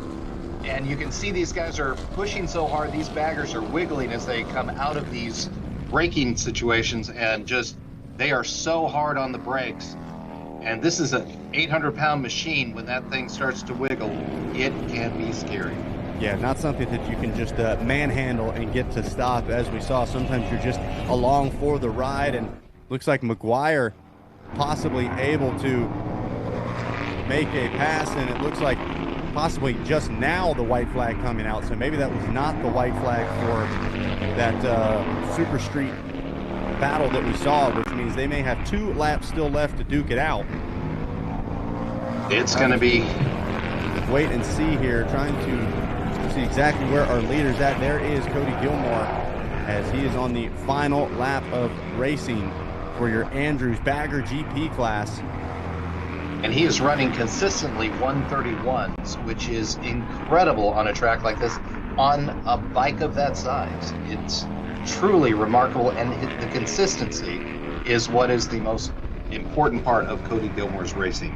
Yeah, absolutely. He's on the Suburban Motors Harley-Davidson Bridgestone back ride, and like we said, didn't quite see the consistency or comfort that we had come to know and expect from Cody Gilmore. Undefeated in the 2024 season, moves up to that Bagger GP class, and did not really seem like he was grooving with that bike. I'll put it like that in our opening weekend, but man, they've worked the gremlins out, the kinks out, and man, this is smooth like butter, as they like to say. Cody Gilmore making his way around on this final lap.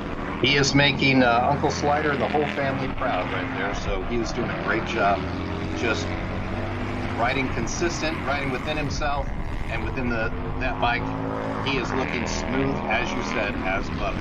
Well, he did what he needed to do. He got the start, stayed clear of all the drama, and it will be Cody Gilmore grabbing the win in your Andrews Performance Products Bagger GP class on the 374 machine. The battle is still on. Look at this. Looks like Jankard might have forfeited that second and now third place spot as well, as Jake Masters will cross the line in the number 2 spot. Danny Spina, I believe, going to get that number 3 position, and Drew Jankard just behind him. Wow, that was so close. Danny Spina coming up. Beautiful ride from him to actually take that third position, and that was impressive. Absolutely, so much fun to watch, and looks like that will be Jake Masters grabbing the win out of your Pirelli Pro Stock Bagger class. And making our way through, there is the 736 of Jason Owens on that Tucker Speed back ride. And we'll wait to see if Brendan Foley can keep the undefeated streak alive out of that Barnett Super Street class. That bike hasn't seen taillights yet, so it's pretty impressive. Absolutely, yeah, undefeated for over a year now, through multiple riders as well. Watching Carl Schlacht on that number 8 Speed Farm HHI back ride. Oh, look at the lean angle just behind him. That might have been Travis Werner's trying to take it all the way down to the wire, but looks like Schlacht's going to be able to hang on to it. And talk about hanging on to it. Looked like some dark clouds there behind us, but just in time, the final checkered flag of the day waves. It's been great weather, great racing, and it's been an incredible time here at Hastings. And thankfully, we haven't had any kind of moisture on the track during our racing, even though we had it between days. At least it was great for the time that we were on the track. I love it. Cody Gilmore waving to the fans. Let's take a look at how our final race of the day went with our Alpine Stars race replay.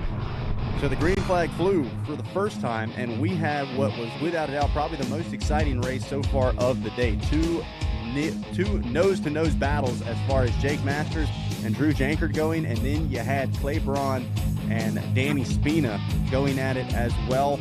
They all shuffled for positions. Braun was really looking dicey. He was trying to make a charge, not around just Danny Spina, but towards the front as well. You could tell he wanted to get into the fight with Masters and Jankard as well. We talked about 9 through 13. This was going to be the one to watch. There it is, turn 12. That was a little foreshadowing. Jake Masters getting a little bit of huckabuck, if you will, getting tossed around on that machine. He was able to hang on to it, and then we locked in on this battle between Danny Spina and Clay Braun. Spina had made the pass. Braun got him back, and then watch the center of your screen.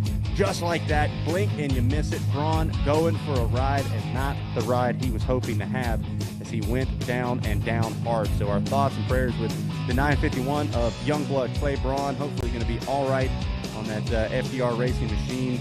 And boy, we had to, do a little bit of cleanup, get the debris off track. We got back to racing, and things picked up right where they left off. Gilmore, Masters, and Jankard, 1, 2, and 3. Danny Spina just a little off touch from that top 3 battle, but hanging tough in that 4th place spot. Tony Salima going to round out the top 5. A quiet but consistent day for the number 12 of Tony Salima, but all eyes were on this gentleman right here, the 374 of Cody Gilmore, making Uncle Slider proud and sliding to another race win in your Andrews Performance Products Bagger GP class. Just behind him, Jake Masters crosses the line in the number 2 spot, grabbing the win in Pirelli Pro Stock. Jankard, yes, might have gotten beat in class, but much better of a performance here today. As we take a look now at our Alpine Stars top 10, it is Cody Gilmore, Jake Masters, Drew Jankard, Danny Spina, and Tony Salima. Your top 5, Brendan Foley, Craig Braymiller, Tyler Elliott, Tony Tucker, and Jake McGuire. Your top 10 here in our final race of the afternoon. Got the bike set up on display for our Andrews Bagger GP class. And we'll get our riders lassoed up. We've got ringleader himself, Rob Bitus, down there getting everybody in position. And then we will hear from the riders that were out there doing battle on the track. You see Jankard taking some photos, throwing some thumbs up, and of course got that big smile on the face as well. And all right, looks like we are ready to toss things down to Rob Bitus with our Andrews Bagger GP podium. Well, thank you very much, Zach, setting the tone for the day. Well, you find yourself back on the podium. What a ride, what a battle out there. Yeah, it was a lot of fun. I got a better start that time. Actually, we had 2 starts, but the first start I had, I felt like I nailed it. Second start was a little on me, but had good pace. I slipped in behind Jake, and I felt like we had similar speed, so that was good. Ran to a couple lappers, but all in all, happy to bring it home and give the Alloway Art guys a result that I know they've been looking for. So it was good.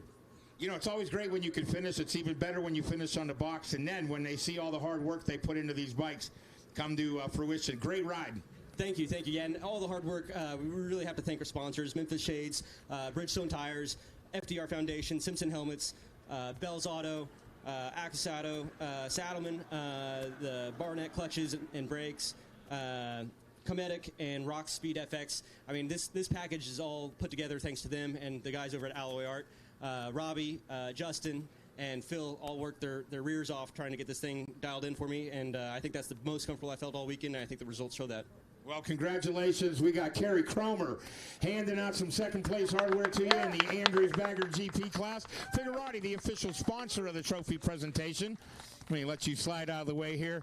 Now let's slide over one more time. It's been, man, if we could come to Hastings every week, I don't know if you'd ever get beat. I mean, when you bring out the entire Gilmore crew over here, it's like having a home court advantage. Yeah, it's awesome, man. Having family and friends here, it makes you get up and go, because yesterday we had a couple little issues, and I'm like, man, it's, you know, sometimes you just want to kind of shut down and maybe take it easy a little bit, but with everyone out here and cheering me on, you know you have to go out and send it. So, yeah, I went out and threw down some laps yesterday and tried to improve today a little bit with some of my lines, and, man, the competition was awesome out there. You know, having Jake moving up this year to the pro stock and keeping me on my toes, and Drew's first time on a bagger, he was killing it all weekend. It's cool to see him progress and get more riders out here. So, awesome job to them guys, and man, the Suburban Harley's been working good, and I kept the mechanics on their toes this weekend. We got a tire issue right before that last one, so we're back there changing a tire and getting tire warmers on, and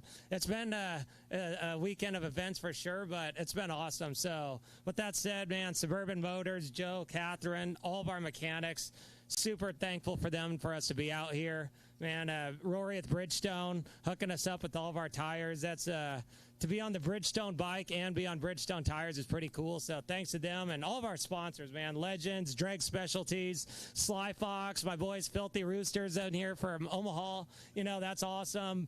Bison Leathers, LS2 Helmets, man. Everyone for helping, thank you, and looking forward to Michigan. Well, congratulations, Kerry. Come on in here. Figurati once again handing out the hardware.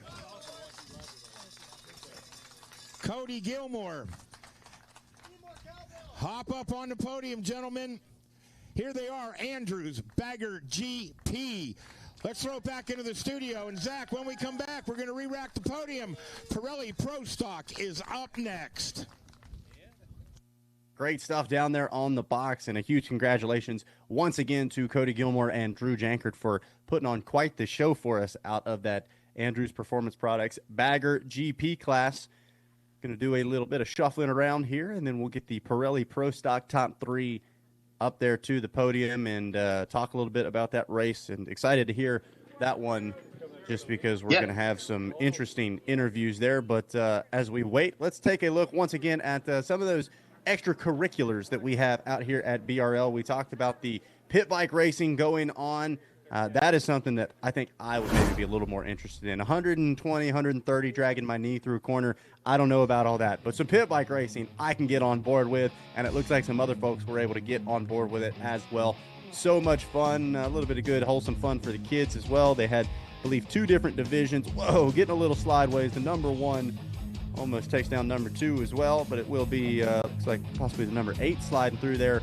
And did not get any official results. I know you guys are all eager to know who came out on top of this one, but did not get any official finishing results for this pit bike race. But I think the real winners are us here at home. And of course, that is all brought to you by our friends over at Fast Fred's Fun Factory. That is quadruple F, and for good reason, because that is a ton of fun. And man, absolutely love it. Give me that checkered flag. I earned it. Taking it for a victory lap around Motorsports Park, Hastings. And great news, we just got here from Race Control. Sounds like, Dave, we did get some word. Not sure exactly what has happened yet to Clay, but overall, he's okay. I'm hearing from Frank from FDR that, yes, Clay is okay. So great news on that. Good to hear. One of the most positive guys in the paddock and just one of the great characters of the sport. And we love the fact that he is okay. That was a horrific crash to watch, but glad that he's doing all right. Yeah, absolutely. We talk about it. It's almost something that we don't talk about enough, but it's also, we can't harp on it. You know, the dangers, the risks associated with it, but it is so nice to hear these athletes, even when things do go wrong, they say, hey, I know what I signed up for. Like we touched on a little bit earlier, that's why they've got the cutting edge of safety equipment on there as well. So glad to hear that Clay overall okay after that big get off. But right now it is time to do some celebrating out in the Pirelli Pro Stock class as Rob Bidas stands by at the podium. Well, thanks a lot, Zach. And we're down here at the Pirelli Pro Stock podium, 3rd place, Tony Salima. Tony, what an afternoon. The rain held off. We had a great day of racing out there. I know your teammate had a bit of an off right there, and word on the street is he's doing okay. Yeah, thank God. Clay, he's all right.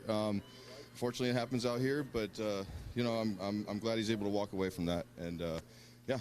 So, I'll tell you what. Let's talk about your ride out there. Grid full of baggers today. Oh yeah, it was pretty hairy out there. Yeah, the first start I messed up. I was in neutral. I got a shitty start. So, unfortunately, and then to see Clay go down, it's a bit of a mind struggle. But we got back in it. We did a restart. I started all right. We got bunched up in turn 1 and was able to make a couple passes and try to catch those front guys. But man, we're super glad that the weather held off, and it was a beautiful day out racing.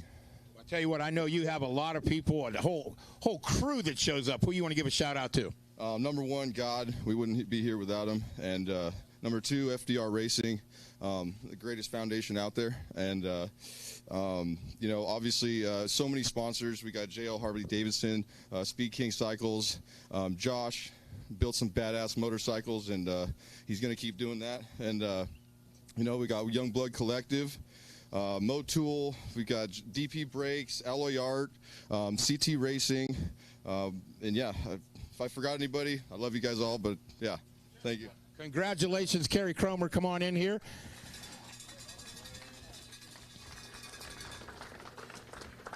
Back down here, Danny Spina. He's on the NCHD, if you will, and he's got the 199. 2 starts. You had 2 opportunities out there, and you put it on the podium one more time. Yeah, I was glad that I didn't blow both of those, So pretty happy. That was definitely a hectic race. Everybody was just out riding super strong. First round I was battling with Clay quite a bit. He was pushing me pretty hard. It was, my heart was pumping pretty, something fierce, and very super sad to see the outcome of that, and the restart and everything. But all in all, happy, can't complain. We're leaving P2, so on to the next. Well, congratulations. We'll be heading to Gingerman. Kerry, come on in here. Danny Spina picking up the number 2 spot. The Figurati Designs crew handing out the hardware. Jake Masters. Right now, you have a 1-1 going on this weekend here. That's a pretty solid way to exit Hastings, Nebraska. Great ride out there. Yeah, everyone put a hand together how good it was today, so the rain staying away, and how good Bagger Racing League and Rob putting this event on. Thank you very much. No, I'm super stoked. I'm pumped. Not pumped that Clay went down. It sucks seeing a friend go down. He was riding so good all weekend, but we all know he's going to be ready and back to go at the next round. He's tough as they come, so... You know, you get down here, and Joe from Suburban, he put together a bike for Bagger GP, one for Pro Stock Pirelli, and then one for the Barnett Super Street. That guy has a tall order when it comes to race weekend. Yeah, he's got a lot on his plate. If it wasn't for Joe, Jay, Jake, everyone on the team, Sean, putting it all together, working on these bikes flat out, it wouldn't be possible. Well, congratulations. I know that you're heading into Gingerman with a 6-point cushion right now. Every little bit helps. Every little bit helps. I had a solid weekend. I learned a lot on the bike, so I'm ready for the next round. Congratulations, Kerry. Come on in here. Hand out the hardware. This is the Pirelli Pro Stock Podium. Gang, grab a step up on that podium, and let's get this photo shot. One more time, we throw it back to the studio before we wrap up today's broadcast with the Barnett Super Street class. All right, yeah, thanks a lot, Rob. And like I said, great stuff from the riders, not just as athletes, but as people as well. I mean, for all of those riders to talk about how much they hate seeing their competition go down. Look at that, giving hugs up on the podium. It just really goes to show the dynamic of racing as well. These guys, absolutely fierce competitors on the track, but underneath the helmet and even off track as well, they all want to see everybody make it to the finish line, and the last thing they want is to beat somebody because they hit the ground. Absolutely, and they know this is a dangerous sport, and they're all in it together, and they want to be able to finish together. So yes, it's very sad to see somebody go down. Well, once again, we got to just show these bikes again, Dave. I'm telling you what, I love it. This is so cool. I mean, and you know as well as I do, don't get me wrong, the bikes look cool, but the stories behind even sourcing the parts for these machines, sometimes that's the best stuff. You could write a whole movie script just off of what these mechanics have to do just to find some of these parts. Absolutely, and like you've seen just a panhead over there. Now we've got that Triumph Cub. That looks like a Harley XR right there from olden days. Some great stuff. I know there's a shovel head in here. Beautiful bikes, and you're absolutely correct. It's so hard to find parts for any of these, and there's such a great history of each of these bikes. I've had the opportunity to spend some time with Jay Leno and some of his bikes, and it's not just the bike itself, it's always about the story. Exactly. And what happens with that bike. Look at that beautiful, all the work there with the custom, the pipes that are going down. It's a beautiful little scooter right there. That may be a Harley scooter from they did that in the late 50s, early 60s.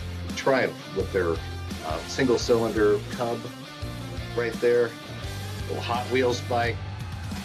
And once again, our friends over at Fast Fred's Fun Factory taking care of this bike build competition for us. You saw those trophies there, and man, so cool to see the participation, not just of the race machines, but of those show bikes as well. And man, just a absolute ton of fun. So much going on at one weekend here at the Bagger Racing League, and starting to narrow that list down just a little bit as far as what's going on. But what looks like it's about to be going on is our final podium of the day, our Barnett Super Street Podium. We're getting the bikes thrown up on stands, and looks like we are just about ready to send things down for the last time to Rocket Rob Bida standing by at the podium. Well, thanks a lot, Zach. We're down here on the podium for the final time of the weekend. This is the Barnett Super Street class. I got to ask you race fans one thing. Make some noise if you guys had a great time out here at the BRL at Hastings, Nebraska. What do you think, everybody? Carl, another strong weekend for you. Landed yourself back on the podium one more time on the Speed Farm Road Glide. Yeah, you know, the HHI bike, it's just handling really good. We're really excited to come out of here safe, healthy, score some points, and thank the Lord for keeping me safe out there for sure. Well, congratulations. I know you got a lot of friends and family watching home. Your mom wrote the theme song for the show, so, you know, we got some good juju going our way. Yeah, we got a ton of people, great people helping us with the Speed Farm program this year. And Chance, thanks for sponsoring this class. You know, it means a lot to all of us. And everybody behind us. Follow us on Speed Farm, and after the races, watch TrueBlue.com if you're looking for something to watch. Hi to my family back home. Happy birthday to my nephew Wyatt, and I'll see everybody soon. Thanks, Rob. Congratulations, Kerry. Come on in here with some third-place hardware.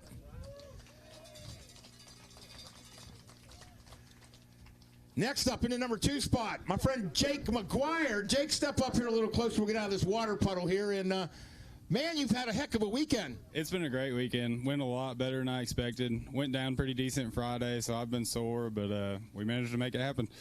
Well, you certainly made it happen out there. You put on a heck of a race. We captured some of the action, the going back and forth. You were in a battle that whole time. Yeah, that was a tough one. Emilio was giving me trouble, and I thought Carl was long gone, but got a free lap and managed to run him down. Well, congratulations. How about making sure everybody knows who helped you get here? Oh, there's so many. My club, Grim Reapers MC, my wife and daughter, Boosted Brad, Harley-Davidson Bowling Green, Legend Suspension, Ultra Cool, G-Brakes, Thunder Max, Revolution, Speed Farm, Advan Black, Club Style Tennessee. So many. Well, congratulations. Kerry, come on over here. Jake McGuire picking up some hardware from the Figurati crew. And in the middle step, oh man, Foley. Brandon Foley, everybody, on the Performance Machine Suburban Harley-Davidson. What a weekend for you again. Yeah, it was a good time. I'm glad the rain let up, and dude, I was chasing Tucker down there. I know he's not in the class. We made some good contact. I'm sorry, Tucker, but man, that was a good time. You know, a lot of people are like, well, how long has he been road racing? Now it's been officially 4 times. 4 times, yep. We got on the track. First time at Chuck Wall. This is my second time riding pavement, and it's a good time. You know, you spent a lot of time growing up off-road and obviously in the stunt community, but I tell you what, we often ask people, what would it take to get these guys off the couch and some of your buddies out here, and tell them to come on out and join us. It's a great way to spend a weekend. Yeah, we got a few guys in the works putting some of these street stock bikes together. It doesn't take much to come out here and have some fun, you know.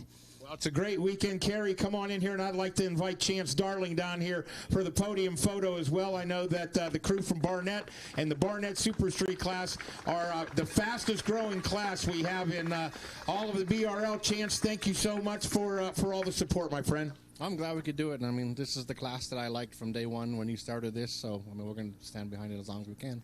All right, gang, we're down here on the podium. This is the Barnett Super Street.